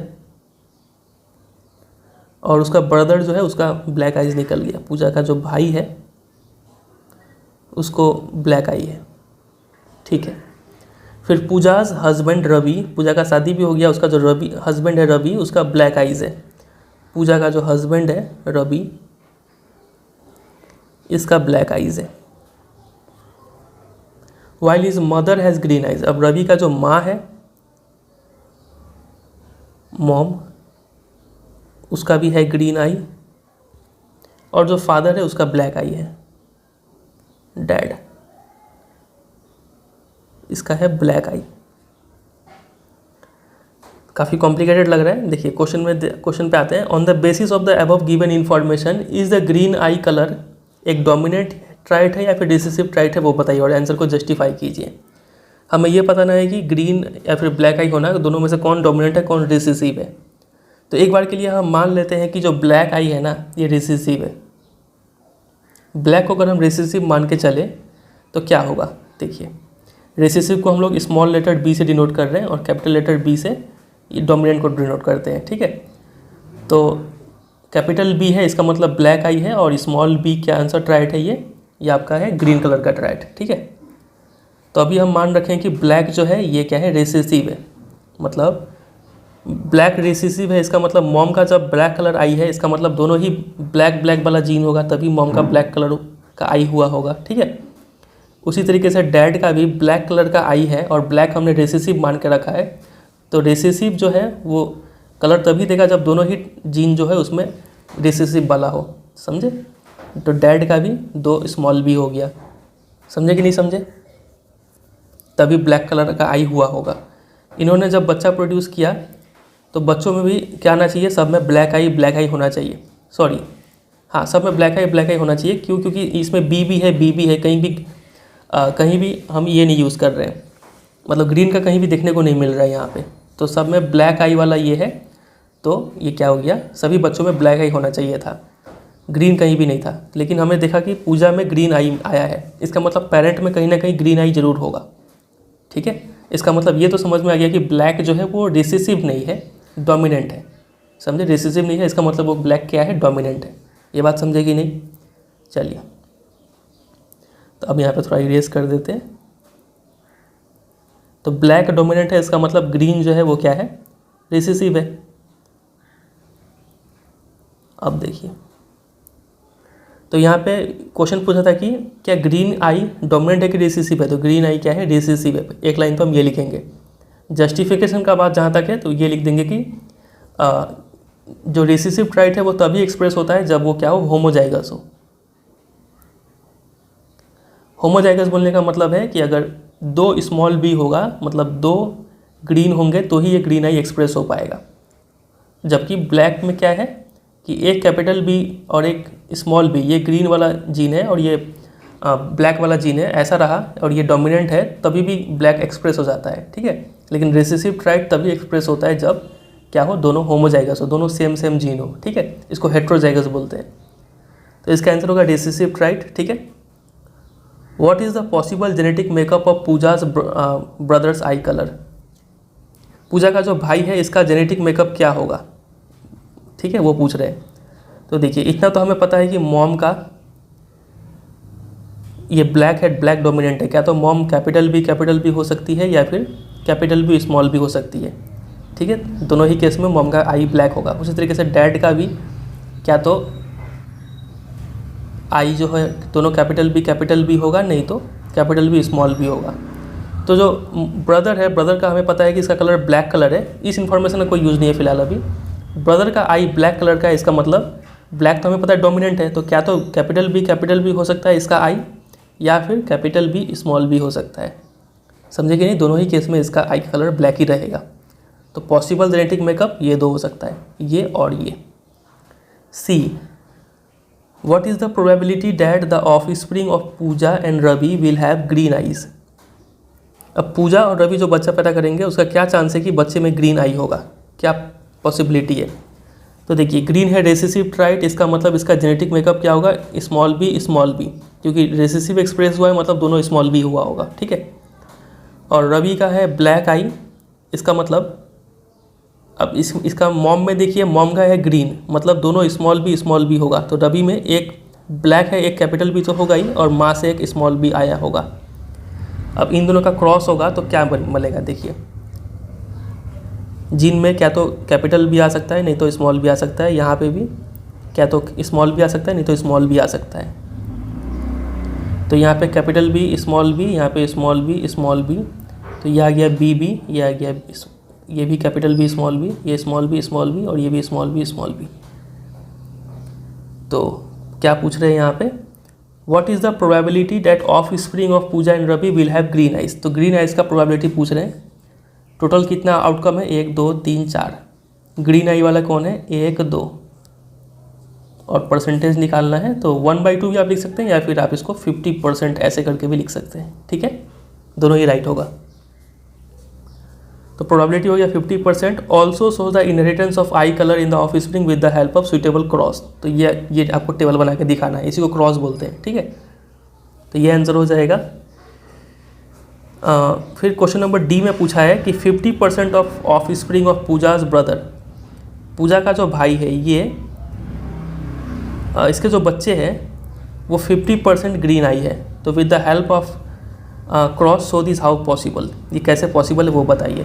तो देखिए सबसे पहले पूजा का भाई का ब्लैक कलर का आई है कि नहीं, तो क्या तो वो कैपिटल बी हो सकता है, नहीं तो कैपिटल बी स्मॉल बी हो सकता है। अब पूजा का जो इसका जो भाई का जो पत्नी आएगा उसका पता नहीं कौन सा कलर का आई होगा, अब देख लेते हैं। यहाँ पे बोला कि ऐसा हुआ कि प्रैक्टिकल लाइफ में देखने को मिल गया कि इसका जो भाई का जो बच्चा सब है वो 50% आधे बच्चों में ग्रीन आई पाया गया। तो ऐसा कैसे हो सकता है, तो देखिए अगर पूजा का ब्रदर का आई कंपोजिशन ऐसा हो जाए, कैपिटल बी स्मॉल बी ये वाला केस, और उसका वाइफ का भी आई अगर ऐसा हो जाए, कैपिटल बी स्मॉल बी, ठीक है, तब क्या होगा, इन दोनों में जब क्रॉस करा रहे होंगे, कैपिटल बी स्मॉल बी निकलेगा, इसका भी कैपिटल बी स्मॉल बी निकलेगा। क्रॉस जब कराएंगे कैपिटल बी स्मॉल बी, ये भी कैपिटल बी स्मॉल बी, तो बी यहाँ पे भी आया बी, यहाँ पे भी आया बी, यहाँ पे भी आया बी। तो यहाँ पे 75% में ब्लैक आई और 25% में ग्रीन आई हो गया। तो ये तो हमने गलत केस उठा लिया। इसका मतलब पूजा का जो भाई है ये हमने ठीक ही लिया था, पूजा का जो भाई का जो पत्नी आएगी उसका ग्रीन कलर का आई होगा, मतलब दोनों स्मॉल बी होगा। तब जाके यहाँ पे जो गैमेट निकलेगा स्मॉल बी होंगे, और तब जब हम क्रॉस करेंगे वो किस टाइप से होगा, कैपिटल बी स्मॉल बी, तब यहाँ पे बन रहा होगा कैपिटल बी स्मॉल बी और स्मॉल बी, मतलब 2 है ग्रीन आई और 2 है ब्लैक आई, मतलब 50% जो ऑफ स्प्रिंग है उसमें ग्रीन आई देखने को मिल रहा है, ठीक है। तो क्रॉस के जरिए हमें दिखाना था कि कैसे पॉसिबल है। तो हम ये है पूजाज ब्रदर, ठीक है, और ये है वाइफ ऑफ पूजाज ब्रदर, ठीक है। इस तरीके से आपको दिखा देना है। आप यहाँ पे देख लीजिए मार्किंग स्कीम में, आपको और अच्छे से क्लियर होगा। ये देखिए सी का आंसर है कि ब्रदर का तो हमने ये ले लिया, वाइफ को हमने ये ले लिया, तब हमने ऐसे करके क्रॉस दिखा दिया। 50% ऑफ स्प्रिंग यहाँ पे क्या है, ग्रीन कलर के है। और इसका आंसर तो आप समझ ही गए, जो हम समझाए थे वही यहाँ पे लिखा हुआ है। अब आ जाइए क्वेश्चन नंबर 39 पे, आखिरी क्वेश्चन है। लिखा है कि the above images are that of a specialised slide projector. ये प्रोजेक्टर का इमेज है, आपने देखा ही होगा। Slides are small transparencies mounted in study frames ideally suited to magnification and projection since they have a very high resolution and high image quality, ठीक है। There are a tray where the slides are to be put. ये आप देख सकते हैं tray, उसमें slides ऐसे ऐसे करके रखा हुआ है in a particular orientation so that the viewers can see a large erect image of the transparent slide. This means that the slides will have to be inserted upside down in the projector tray. इस tray में ये जो slide है ये उल्टा रखा हुआ होगा, ठीक है, तब जाके सीधा बन के ये इमेज यहाँ से प्रोजेक्ट होगा। To show her students the images of insect that she investigated in the lab, Mrs Iyer brought a slide projector. Her slide projector produced a 500 times enlarged and inverted image of the slide on a screen 10 metre away. तो देखिए projector जो है वो 500 times enlarge बड़ा image बना रहा है और उल्टा इमेज बना रहा है। उल्टा इमेज कौन सा लेंस बनाता है? ये सिर्फ कॉन्वेक्स लेंस बनाता है। कॉन्केव लेंस जो होता है ना, ये सिर्फ इरेक्ट इमेज बनाता है। ठीक है, तो ये तो नहीं होगा यहाँ पे इन्वर्टेड इमेज है, मतलब कॉन्वेक्स लेंस है। कहाँ पे इमेज बन रहा है? 10 metre away. Image distance v = 10 metre दिया हुआ है। मैग्नीफिकेशन बोल सकते हैं 500 है, 500। तो देखते हैं आगे क्वेश्चन में क्या पूछा है, फिर आगे देखते हैं। लिखा है कि based on the text and data given in the above figure what kind of lens must the slide projector have. तो कौन सा लेंस है ये? Convex lens. एक आंसर तो हो गया। B, if v is the symbol used for image distance and u for object distance, then with one reason state what will be the sign of v by u in the given case. v by u इसका answer देखिए दो तरीके से दे सकते हैं। v by u क्या होता है? मैग्नीफिकेशन होता है कि नहीं? चलिए अब देखिए इसका आंसर ऐसे दीजिए आप। ये है मेरा कॉन्वेक्स लेंस, इधर है, इधर पे हम ऑब्जेक्ट रखे होंगे कहीं पे, इधर पे कहीं पे इमेज बन रहा होगा। तो ये है ऑब्जेक्ट डिस्टेंस u जो कि होगा नेगेटिव में, ये है v इमेज डिस्टेंस जो कि होगा पॉजिटिव में। तो नेगेटिव बाई पॉजिटिव ये होगा नेगेटिव। ठीक है। See, a slide projector has a convex lens with a focal length of 20। देखिए कॉन्वेक्स लेंस यहाँ पे भी आ गया। इसका आंसर अगर आपको नहीं आ रहा था तो यहाँ पे भी आप कॉन्वेक्स यहाँ से देख कर लिख सकते थे। फोकल लेंथ इसका दिया है 20, f = 20 सेंटीमीटर, जो कि होता है पॉजिटिव में। The slide is place upside down 21 centimetre from the lens. Slide माने ऑब्जेक्ट का डिस्टेंस जो है वो 21 सेंटीमीटर है, वो भी नेगेटिव का। How far away should the screen be place, मतलब इमेज कहाँ पे बनेगा, v वो पूछ रहा है। तो हमें पता है 1/v - 1/u = 1/f होता है। तो 1/v = 1/u + 1/f, यानी 1/-21 + 1/20। एलसीएम ले लेंगे तो 20 × 21 इधर आ जाएगा। कुछ गड़बड़ हुआ क्या? u इस साइड ले रहे हैं नेगेटिव, f जो है फोकल लेंथ पॉजिटिव ही होता है। ठीक है, चलिए तो u आ गया। ठीक है, तो ये आ गया यहाँ पे माइनस का 1, ये आ गया, सॉरी ये आ गया माइनस का 20, इधर आ गया प्लस का 21, समझे? तो ये आ गया 1/20 × 21, यानी जो v है वो कितना आ जाएगा 20 × 21, यानी 420 इतना सेंटीमीटर, समझे? तो इतना ही दूरी पे 420 सेंटीमीटर फ्रॉम द लेंस उसको क्या करना पड़ेगा, स्क्रीन प्लेस करना पड़ेगा ताकि क्लियर इमेज बन पाए, समझे? अब देखिए क्वेश्चन नंबर सी, इसमें एक इंटरनल चॉइस भी दिया हुआ है। आप ये सी नहीं करके ये भी कर सकते थे। इसमें बोला गया कि जब स्लाइड को 15 सेंटीमीटर बिहाइंड द लेंस पर रखा जाता है प्रोजेक्टर में, तो इमेज जो है 3 metre in front of the lens बनता है। ठीक है, फोकल लेंथ 14 सेंटीमीटर है। आपको एक रे डायग्राम बना के इस यहाँ पे इमेज फॉर्मेशन दिखाना है। ठीक है, मतलब यहाँ पे डेटा तो दिख रहा है लेकिन कोई कैलकुलेशन नहीं करना है, हमें सिर्फ डायग्राम बनाना है। तो डायग्राम बनाने के लिए सबसे पहले हम यहाँ पे एक लेंस बना लेते हैं। ये है पतला सा लेंस, बीच में ये गया रे, इधर है ऑप्टिकल सेंटर, इधर है पहला फोकस f1 f2, इधर हो गया 2f1, इधर हो गया 2f2, समझे? यहाँ तक फोकल लेंथ 14 है और आप ऑब्जेक्ट को रख रहे हैं 15 सेंटीमीटर पे, मतलब आप समझ गए कि ऑब्जेक्ट को यहाँ तक 14 था ना, तो आप ऑब्जेक्ट को यहाँ कहीं पर रख रहे होंगे। तो यहाँ से इसका इमेज बनाना है, तो एक रे तो आप पैरेलल भेजिए, तो वो कहाँ से गुजरेगा, फोकस से गुजरेगा। ठीक है, और एक रे को आप ऑप्टिकल सेंटर से भेज दीजिए, तो दोनों यहाँ पे कहीं पे इंटरसेक्ट हो रहे हैं, तो इमेज जो है यहाँ पे बन जाएगा इमेज। ये है ए और ये है बी, इमेज के लिए a' और b'। ठीक है, तो एक बार देख लेते हैं इन्होंने मार्किंग स्कीम में इसका आंसर कैसे दे रखा है। तो ये देखिए क्वेश्चन नंबर ए का आंसर कॉन्वेक्स लेंस ठीक ही था, बी का आंसर नेगेटिव v/u का साइन पूछ रहे थे, सी का आंसर 420, ये भी हमने निकाल दिया था। और इसमें इंटरनल चॉइस था, इसका डायग्राम भी हमने कुछ इसी तरीके से बनाया था। बस, तो इसी 39 क्वेश्चन के साथ ये पूरा जो हमारा सैम्पल पेपर था वो ख़त्म हो गया। उम्मीद करते हैं आपको सारा क्वेश्चन समझ में आया होगा। और कुछ अगर आप नोट डाउन नहीं भी कर पाए तो उतना घबराइए मत, आपको वेबसाइट में जाएंगे, मेरे वेबसाइट में www.cbseguidanceweb.com, इसमें सारा सैम्पल पेपर का सोल्यूशन आपको एक जगह पे मिल जाएगा। ठीक है, तो आप वहाँ से प्रिपेयर कर लीजिएगा। और वीडियो अच्छा लगा तो पता ही आपको क्या करना है, एक लाइक करना है, शेयर करना है अपने फ्रेंड के साथ, और चैनल पर नहीं तो सब्सक्राइब करना है। और कुछ अगर डाउट रह गया हो तो आप कमेंट करके भी पूछ सकते हैं। ठीक है, चलिए एंड करते हैं, मिलते हैं बहुत जल्द किसी और वीडियो में। तब तक के लिए bye bye and take care.